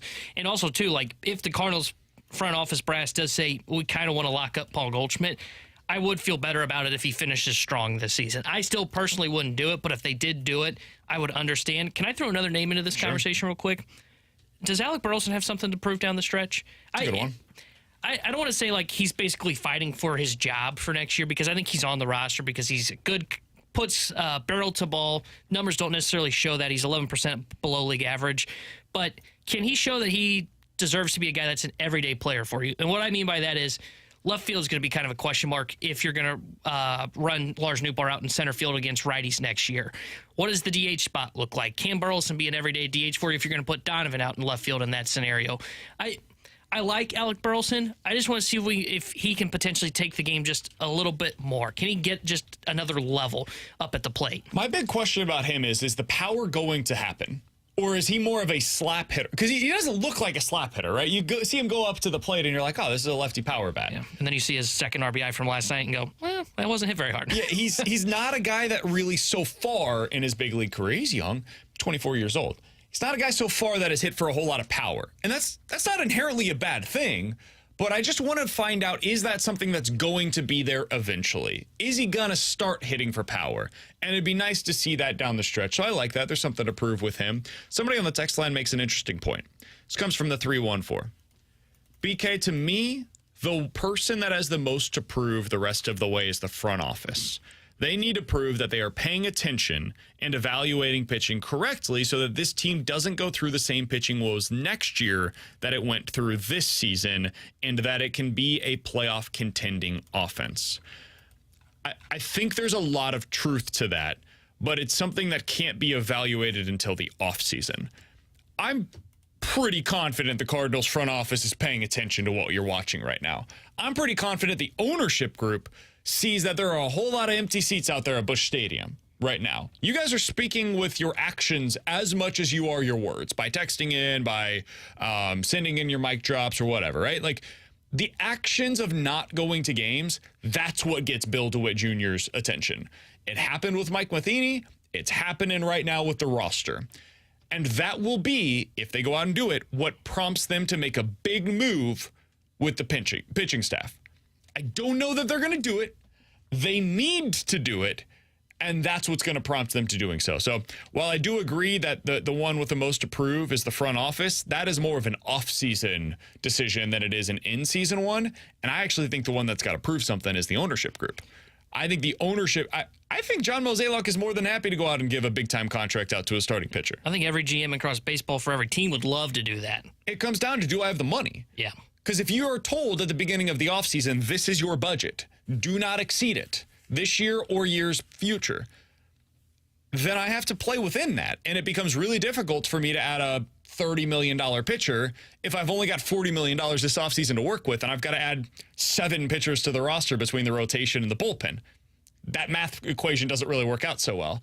So it really comes down to the person with the most to prove is whether or not the ownership group is willing to spend what is going to be necessary going into this offseason. Yeah, I agree with you. I don't know if you can – I think the texter's right. I just don't know if you can evaluate that here in the final month of September, because just look at how they're kind of piecing together the bullpen right now. I mean, you got Casey Lawrence, Jacob Barnes, and Andrew Suarez that's out there. Like, they're not trying to learn anything about those guys. Correct. They're just there to kind of fill innings because they are trying to learn a little bit more about the young arms that are in the rotation. But it is something that we will be definitely talking about in the offseason, trying to evaluate the moves that they make, because you're right, they're going to have to make a splash. And I do think it is coming to their attention of that, because the stands are fairly empty. It reminded me when I went to the game, I think it's been 2 weeks now. It reminded me a lot of what it was before the winning streak back in 21, where I went to a game and I was like, man, there's not a lot of buzz around here. There's a lot of empty seats. This just isn't what I think of as Cardinals baseball. And I got that vibe when I went just the other week. And I think ownership knows that. And I think that's why I feel confident that they're going to spend money on a starter this offseason. Alongside T-Bone and Grant on BK, coming up next, 314-399-9646 is the Air Comfort Service text line. It is T-Bone's favorite segment of the week. We'll play a game of Believe It or Not here on 101 ESPN.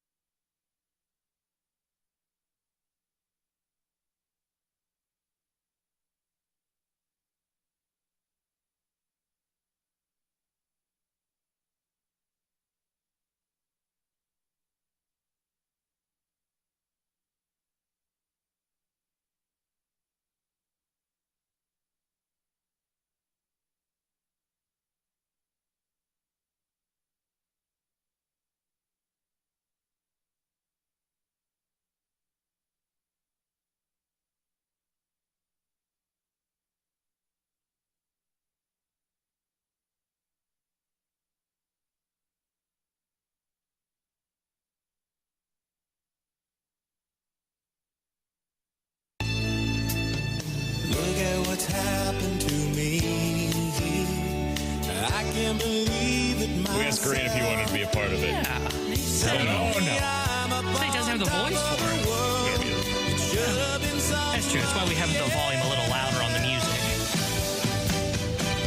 Believe it or not, I'm walking on air. I never thought I could feel so. Oh, I forgot my part. Flying away on a wing and a prayer. Who could it be?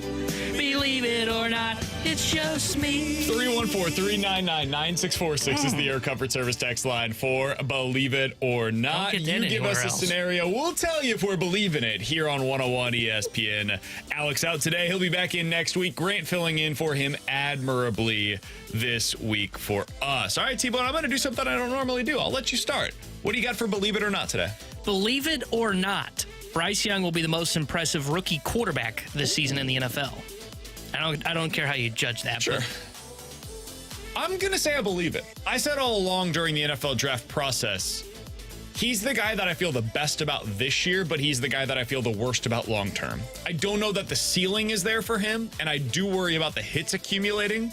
But this season, I think he will be the most impressive because of the way that his game translates to the NFL level. I think there's going to be some serious growing pains for Richardson. And I just don't know what's to do with the supporting cast with CJ Stroud in Houston. So I'll go ahead and say I believe it. I think he's going to be the best of the rookies this season. Yeah, honestly, I'm not super high on any of them.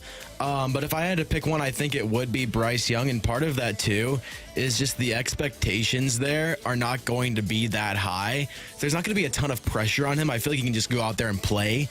And so, yeah, I think I'll take that. I'll believe it, rather. I believe it, too, because I've been... Same game. No, totally different. Just different wording. I'll believe it, too, because I do think I think he's going to be the best of these three rookie quarterbacks altogether, short-term and long-term. And I think when I look at Richardson, I just don't think he's going to translate to the NFL. I'm interested by Stroud because I think you saw spurts that looked good in the preseason, but it's going to be interesting to see what happens because that's going against like second and third strings. What happens when he starts going up against true defenses? But yeah, I'll believe this. I think Bryce Young has the best rookie year out of the quarterbacks coming in this year. Guys, believe it or not, by the end of the season, we believe one of the teams in the NFC South will end up winning a playoff game. Not. In the postseason. Not. I don't got to think about it. All four of those teams stink. Whoever wins that division may be below 500 again. So I'm not going to believe this. Though the NFC is weak, it ain't weak enough to where it's going to lose a game to one of those South teams in the playoffs. Grant? I'm with you, but also at the same, if I had to advocate for them, whoever they go up against in the playoffs is going to heavily underestimate them. Like that's how it goes. I always think back to the Seahawks when they played the Saints that one year. That was the year that Marshawn Lynch had that insane run for a touchdown. And Seahawks ended up winning that game, and I think they were 7-9 that year going into the playoffs. So I get a little bit concerned for teams going up against teams that don't have a great regular season just because of that underestimation factor.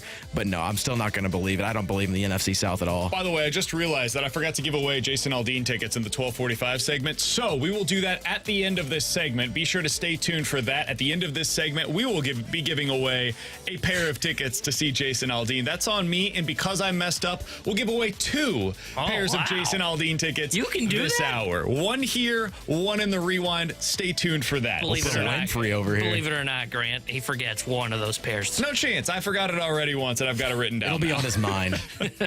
I'm going to believe this. I think one of the Falcons or the Saints will surprise us this year. I don't know which one it's going to be.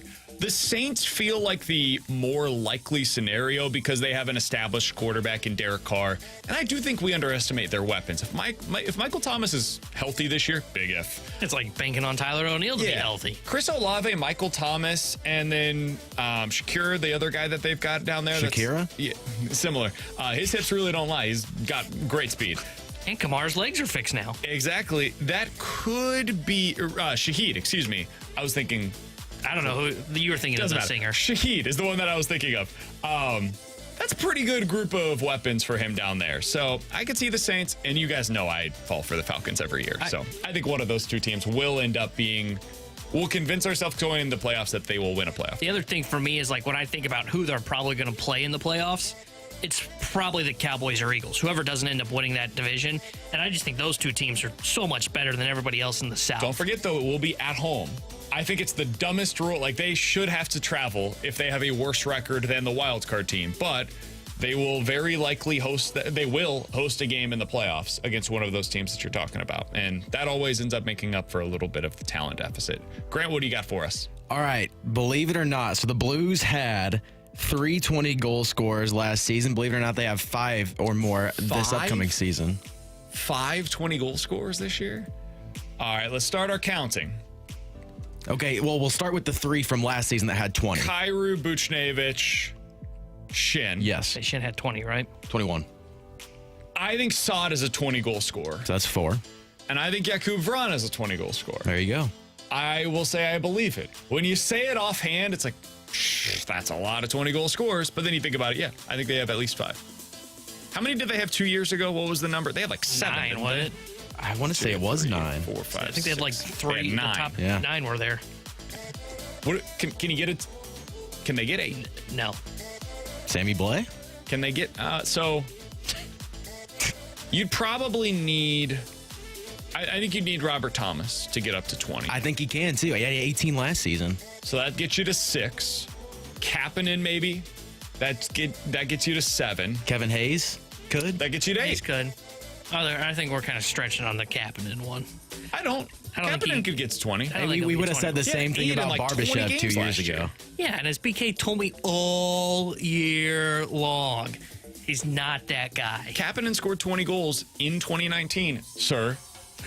Yeah, and as I just said, Barbie did it once, and all I heard from BK was, they should trade this guy. They should trade this guy. That was a shooting percentage thing. You know, batting average on balls and play got a little lucky. What was Kapanen shooting percentage that year? 11%. It was totally in line with his career norm. No. Yeah. He didn't do anything crazy that season. Look, you should be happy with 5 20-goal scores, maybe 6 if you get Hayes into that conversation. I'll put the over-under at 6.5 and take the over. Wow. I think they get to 7. I said 5 and you were like, whoa, at first. Yeah. Then you talked yourself into 8. Let's get to 9. Can I get a 9? Yeah, you're going to be We're buying definitely Blaze not scoring 20 homers on goals. this show. Yeah, what were they talking about in the 10 o'clock hour today? I think they can get like 6 or 7. 8, no, because I don't think Kapanen can get there. But I could understand Hayes and who was the other one that you said that was going to get there? Thomas, Saad, Booch, and I can't remember. Vrana. I think Vrana for Vrana's sure. a lock. If he stays healthy, he's getting 20 goals. And I think he's going to get a lot of those on the power play too. Yeah, I think his shot's going to be a difference maker for that power play. I really do. Yeah, I'm believing it as well. I think there could be well over 5, talking about 6 or 7. I think it's going to be better than a lot of people Blues expect. Cup, here we come. 314-399-9646 is the Air Comfort Service text line for Believe It or Not. Guys, believe it or not, all 3 of you from this show will win your fantasy matchup this week in the 101 ESPN League. Do you know who you play? I haven't even checked who I play this week. My matchup is a rematch of the championship game last year. I played Donnie week 1. Ah, there you go. Oh, I play Carey. I'm a 7-point favorite. I know I'm favored by like 10, I think. Ooh, you love to see it. Yeah. I'm playing against, I think, Matthew Rocchio. And it's a 50-50 proposition going into the week. I've got some injury questions. Oh, do you? Going into the week. We've got to figure out what's going on with Waddle and Breece Hall. I think both are going to be fine. I'm trusting Noah Gray tonight. I'm going with Noah Gray in my lineup. Are you? Yep. Wow. I think even if Kelsey plays, he's going to be limited.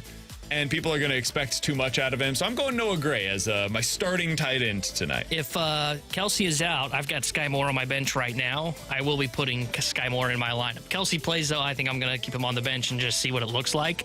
But, yeah, I don't have any injury question marks. I'm actually surprised you have so many. And I'm favored by 12. 60-40% chance I win. Well, they right now are projecting me to get a solid 4 points out of my tight end this week. Well, I guess that will hurt you. God bless not getting any of the top 3. My only concern for my team this season are my receivers.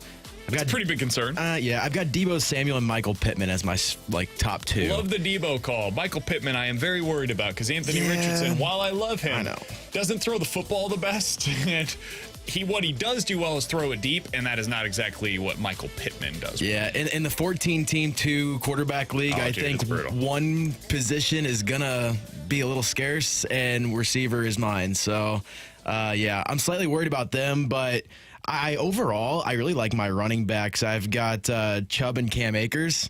who I think they're going to rely on a lot. Do not like Cam Akers. Yeah, sorry, I bud. hate Cam Akers this season. But with Cooper Kupp out, they're going to rely on him more. They're going to have to. He's going to get 25 touches for 50 yards. Yeah. Just hope for a touchdown. Yeah, the problem is he's not going to have a lot of running room. That O-line is terrible. It's fine. Other than that, though, you're good. It's a 14-team league, man. Yeah. Everybody's got guys on their roster. I'm starting Noah Gray, man. Yeah, good point. I've got a backup tight end for the Chiefs going into tonight that it wouldn't surprise anybody if he gets one catch for 12 Watch yards. him have like 2 touchdowns. See, I feel pretty good about my team. I've got Deshaun Watson, too, on my team. Oh, well. I'm sure that's going to go super well. Now you know why I was high on the Browns going into I forgot season. you drafted him because I think you drafted him right before me, and I was like, what is he doing? I didn't feel good about it. We were on the turn, and when you have 14 teams in your league and you got to wait for a while. 28 picks to get back to you, I was like, oh, God, this is the last quarterback that's worth anything. If I don't get him, I'm going to be praying that I get like Brock Purdy on the next time around. So, The commissioner who got the first overall pick is complaining about the 14-team league. I'm not complaining about and the it. guy that added 2 people the day of the draft. Listen, I asked everybody else if it was okay, and everybody else said yes. And then they decided it wasn't okay. I think the vote was a tie. Alongside T-Bone and Grant, I'm BK. Coming up next, how many pieces can we pull out of this Chiefs lineup before we officially have to worry about them as a playoff team? We'll talk about it coming up here on 101 ESPN.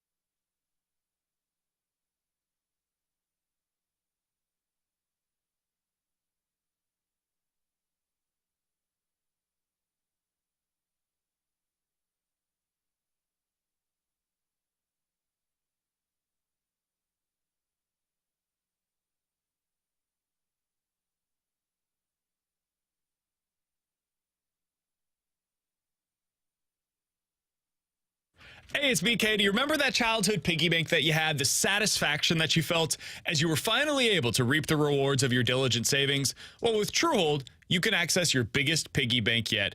I'm talking about your home's equity. You'll start enjoying the retirement that you plan for right now, and you don't have to move. Here's how you do it.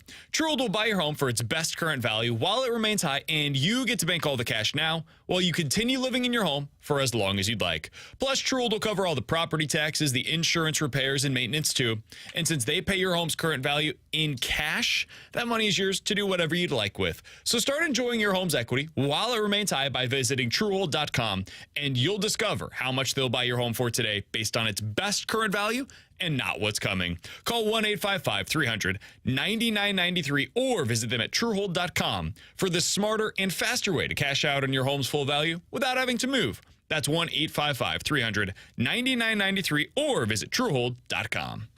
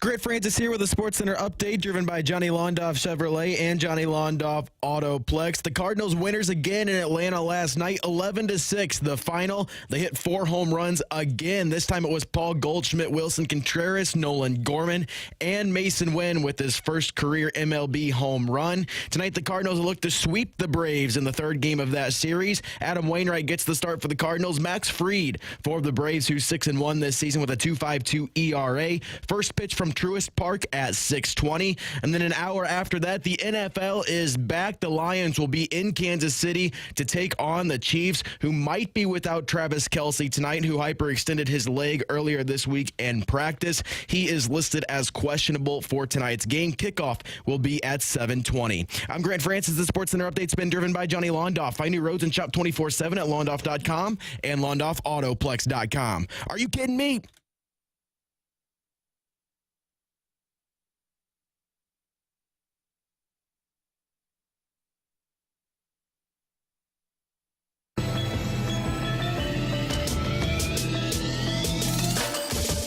Your chance to win. 314-399-9646 is the Air Comfort Service text line. If you were listening at 12:45, you know I need to give away a pair of tickets to see Jason Aldean's Highway Desperado tour. You'll see them at Hollywood Casino Amphitheater on Friday, September 15th. If you're texter number 101 at 314-399-9646 and you can tell me the answer to this question, you are getting the pair of tickets to see Jason Aldean.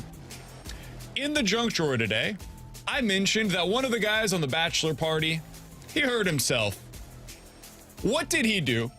What injury did he sustain? If you got the answer to that question, you're texture number 101. You are going to see Jason Aldean. And if you are not texture number 101, just wait about 10-15 minutes and we'll give you another chance to win a pair of tickets to see Jason Aldean. You heard there in that update, the Chiefs have an injury that is potentially going to impact them tonight.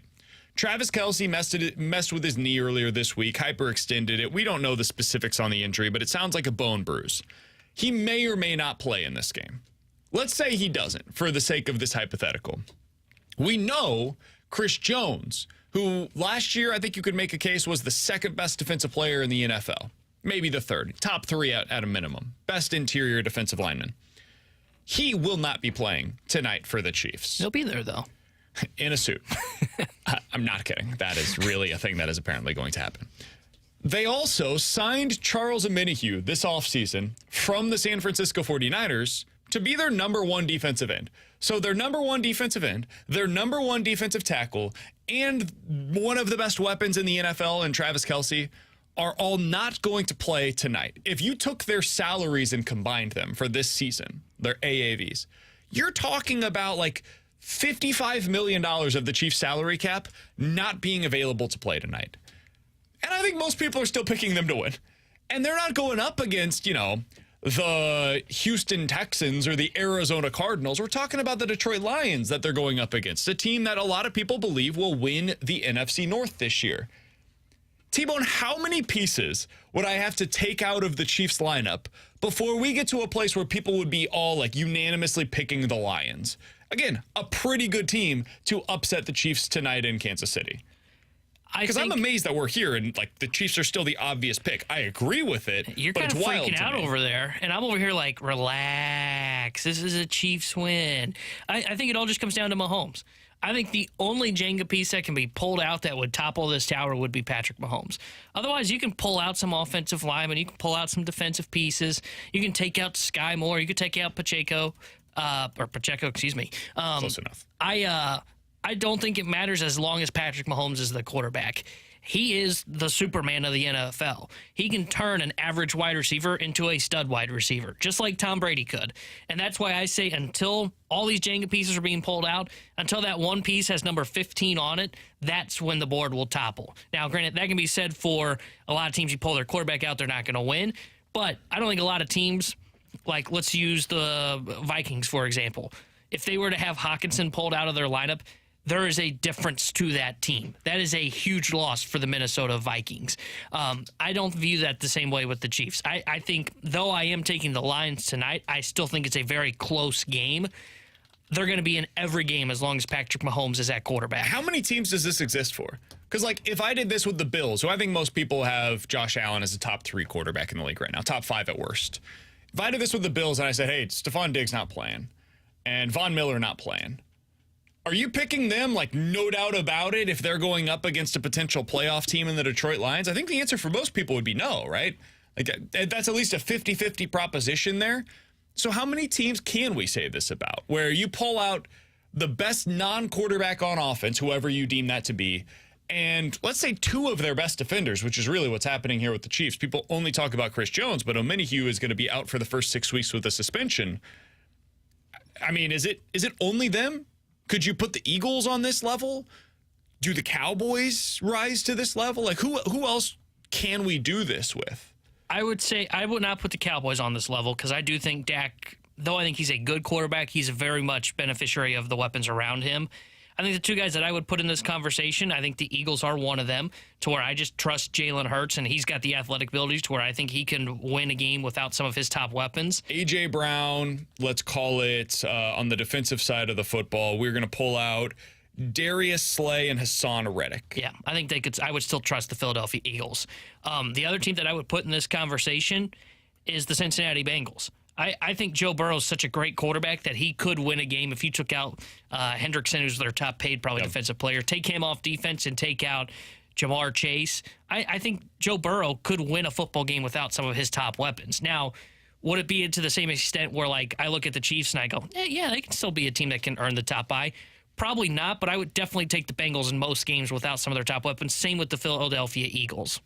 I'm with you on the Eagles. I'm not with you on the Bengals, though. I think it would still be kind of close, but I think if you look at odds going into a game, if the same thing happened to the Eagles going up against the Lions as has happened to the Chiefs, I think the Eagles would still be the favorites in the game. I'm not so sure about the Bengals, though. I'm really not so sure if you did the same thing to the Bengals that's happening to the Chiefs right now, if they would still be the overwhelming favorite to win the game. That's the big thing. It's not just that the Chiefs are favored. They're not a -3. Like, when you have a home team in the NFL, typically for those that don't gamble, you get about a 2.5 to 3 point home line.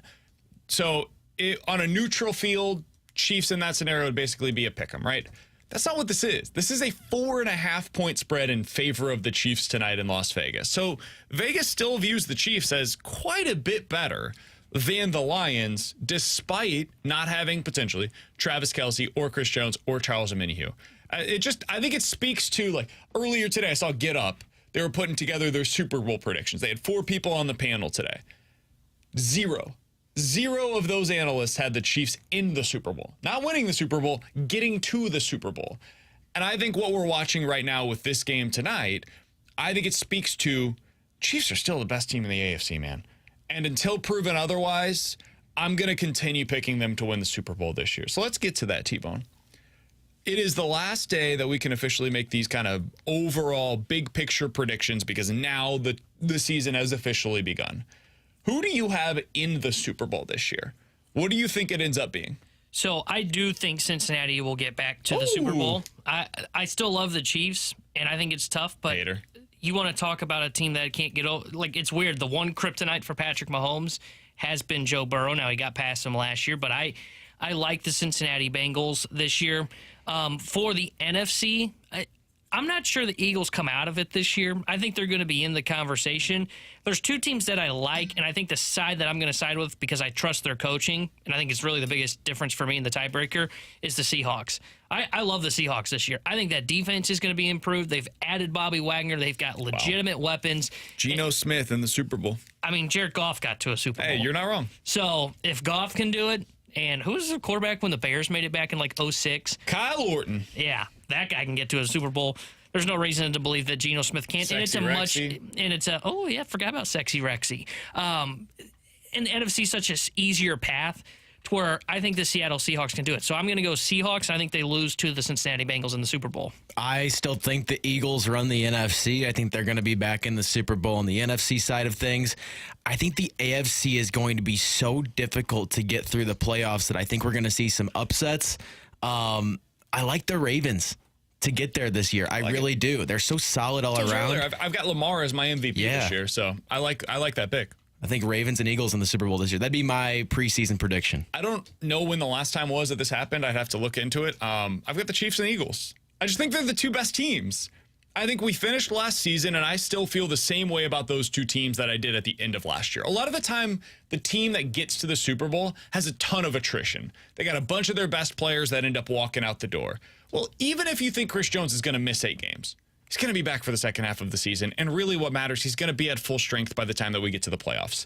Even if Kelsey misses this game tonight, if it's a bone bruise, which is what has been speculated about, it's a few weeks, he'll be fine. By the start of October, you should expect him to be somewhere around 100%. I still think the Chiefs are the best team in the AFC. You get into the NFC, I love the Dallas Cowboys this year. I think they're winning that division. I think they're a better regular season team. I do not trust Mike McCarthy in a big game in the playoffs, though. And that's why I chose the Seahawks, because I don't trust McCarthy in the playoffs, because they were that team that was tied for me. I think you can make a case that they are the most talented roster, not just in the NFC, but in the NFL. I think you can make a case about that. But I don't trust their coaches enough to be able to get them over the hump. So if I were to pick somebody other than the Eagles in the NFC, for me, it would probably be San Francisco, but that's just me picking chalk. And at that point in time, I might as well go with the Eagles, because that's where my head really believes that we end up, is with the two teams that were in it last year back in it again. T-Bone, you mentioned how we've seen bad quarterbacks in the Super Bowl before. I saw this put out earlier this week. Somebody asked a question on Twitter. Do you think that Joe Burrow or Jalen Hurts will end up getting back to the Super Bowl at some point in their respective careers? The past 17 quarterbacks to lose in their first Super Bowl appearance never made it back another time. Never did. Listen to this list, though. And I think it speaks to what you're saying about why Geno could potentially get there this year. I think we overstate how good you have to be to get there. Jimmy Garoppolo, Jared Goff, Matt Ryan, Colin Kaepernick, Rex Grossman, Matt Hasselbeck, Donovan McNabb, who was actually better than he gets credit for, Jake Delhomme, Kerry Collins, Chris Chandler, Drew Bledsoe, Neil O'Donnell, Stan Humphries. That's a list of like super average quarterbacks for the most part. You can get there as long as your roster is able to overcome some of the deficiencies of your quarterback. Yeah, and that's what I was just about to say. Like, you look at some of those most recent names, like Jimmy Garoppolo, Matt Ryan. What happened? Ryan put up like an MVP caliber season, so it's probably not fair to throw him into this list. But it's like Garoppolo. Why'd he get there? Not because of his play, because he just had to be a average quarterback because the weapons around him were so great. And I think most of these guys also propped up by an all-time great offensive play caller. Yeah. So if you look around the NFL right now, find your great play callers, and that's the one that can overcome what their quarterback situation is right now. Yeah, and I don't know if I trust the play calling and Pete Carroll's love for running the football as much, but I've seen how good a head coach he is. He does a great job of keeping that team motivated and getting them through a season. And you saw last year with Geno Smith, they were a really good team for the first portion of the year until they kind of cooled off. And now they bring in Bobby Wagner to kind of solidify the defense. They've got so many weapons at wide receiver. I mean, you've got DK Metcalf, you've got Lockett, and Jackson Smith and Njigba. Thank you. From Ohio State. I struggle with his name. Like, they've got serious weapons for them. They've also got a great running game as well. Like, I totally agree. Like, Geno Smith is a huge question mark on that team, but he's good, and if he's just good, they can get to a Super Bowl. Jared Goff, a good quarterback. How'd he get there? Because he had weapons around him, and he had a great head coach in Sean McVay. He's Tanner Hendrickson. That's Grant Francis. I'm Brandon Kiley. Coming up next, we're going to give you another chance to win a pair of tickets to see Jason Aldean, and we'll hit the BK and Ferrario Rewind with some thoughts about the Cardinals offense here on 101 ESPN.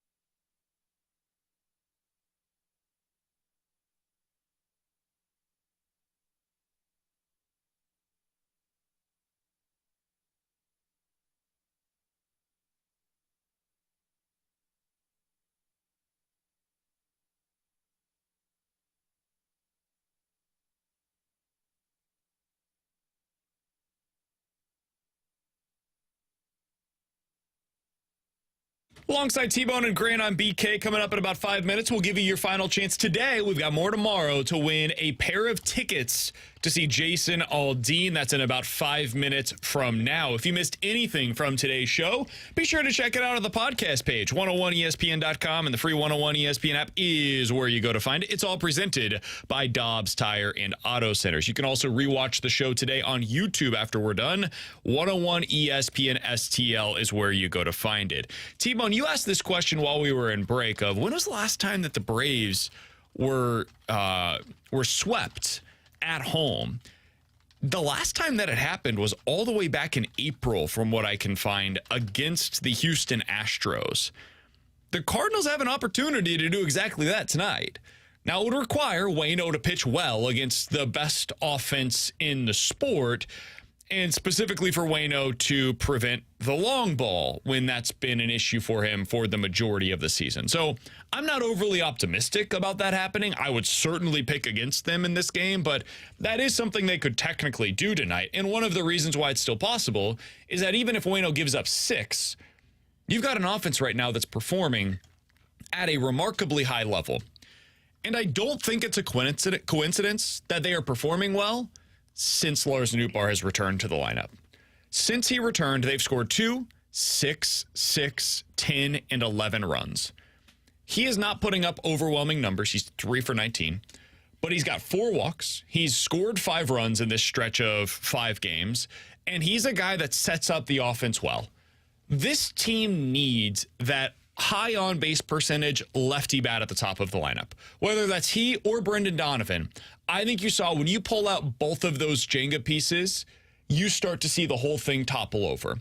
Does that mean that they're a fragile lineup? You could make that argument, but I think a lot of lineups, when you have one of the best players pulled out of it, it looks a little bit different. But for the Cardinals, what they really need to make this thing work is the left-handedness at the top of that order with a guy that gets on base at a really high clip, and that's what Lars Nootbaar brings to the table. So going into this offseason, when we think about how the Cardinals can go out there and acquire a pitcher, listen, nobody is truly untouchable, maybe other than Jordan Walker, but it would take a pretty hefty price for me to even consider moving on from Lars Nootbaar in a trade for a pitcher this offseason, in part because of what we've seen. Yeah, I think you're right on it. I don't think it is it's not a coincidence that they struggled without Nootbaar and Donovan in the lineup, and things suddenly look a lot better with one of them back in at Nootbaar. Like, they just need that table setter from the left side, and it's not even just his on base either. He does provide some pop to this lineup too. He's starting to hit for a little bit more power since the early season struggles, and you saw that from Donovan too this year. His power numbers were up before he got injured. So you're right. I don't think you can trade. You definitely can't trade both of them. That is where the line will be drawn. I don't know if there's even a piece out there that you can consider worth those two guys. I would definitely still listen on one, but it has to be for a significant piece. It has to be for a Logan Gilbert or a Dylan Cease that you're willing to part from those guys. But the goal for the offseason is upgrade the pitching staff without pulling out any of the starters in your starting 9 going into next year. That is the goal this offseason, because this offense is able to compete at such a high level and be able to do damage against one of the best young arms in baseball like Spencer Strider. That's why going in the offseason, you try to avoid making any trade if possible, unless you're trading for like a number 4 that gives up a complimentary piece like a Carlson or an O'Neill. But you got to try and avoid keeping this core group together as much as possible. And if you listen to the 10 a.m. hour, you know that Josh was calling out the team for everything, but specifically for not putting together the right assembly of talent. One place where he was 100% right, in my opinion at least, was this is a team that needs to dramatically change the way that they operate. And when you go into this offseason, that is where what you're saying, T-Bone, can't exist. If Bill DeWitt Jr. goes out there and he spends the money on pitching instead of forcing Mo to go out there and make a trade, that is how you end up with an offense that looks the way that it has the last couple of nights. While they have been underwhelming at times with getting runs across, obviously a huge part of the game, for the most part, all of the underlying signs suggest, hey, this is a really good offense, and if you keep operating the way that they have, you're going to get good results with the players that you have available to you in this lineup. Keep them there. Keep the main pieces to this lineup together and go ahead and non-tender Tyler O'Neill or trade Tyler O'Neill. I don't mind if they move on from Dylan Carlson this offseason. If they decide, hey, Alec Burleson, we can get a really good reliever for him, fine. I would prefer not to move on from him, but fine. those are the kinds of things, ancillary pieces, that I'm willing to move on from. The main components to what makes this offense work, those guys should all be back next year, and that should be possible because the ownership group is willing to spend the freight on what it's going to cost to upgrade this pitching in a meaningful way. Maybe that's Yamamoto. Maybe that's Aaron Nola. Maybe it's Snell. Maybe it's Imanaga. Maybe it's a combination of two of the players that I just mentioned. Whatever it is, this ownership group is really the one that has to prove this offseason that they're serious about keeping this core group of pieces together and supplementing it with the talent pitching-wise that they desperately need. 101 ESPN this week is your chance to score a pair of tickets to see Jason Aldean's Highway Desperado Tour. It's coming up on Friday, September 15th. If you're texter number 101 at 314-399-9646, you will get a chance to win a free pair of tickets to see Jason Aldean next Friday. You also get bonus chances to win at 101ESPN.com and on the 101 ESPN app. Here is the question that you have to answer. Earlier today in the 10 o'clock hour, Josh called out some of the people on the station. What did he call us? So I think he was specifically talking about this show here from 11 to 2. 100%. What was the reference that he made about this show specifically? If you've got the correct reference point there, what did he call us? You are getting a pair of tickets to see Jason Aldean in concert. For T-Bone and Grant, I'm BK. We'll talk to you guys tomorrow at 11 a.m. The Fast Lane's coming up next. Those nerds here on 101 ESPN.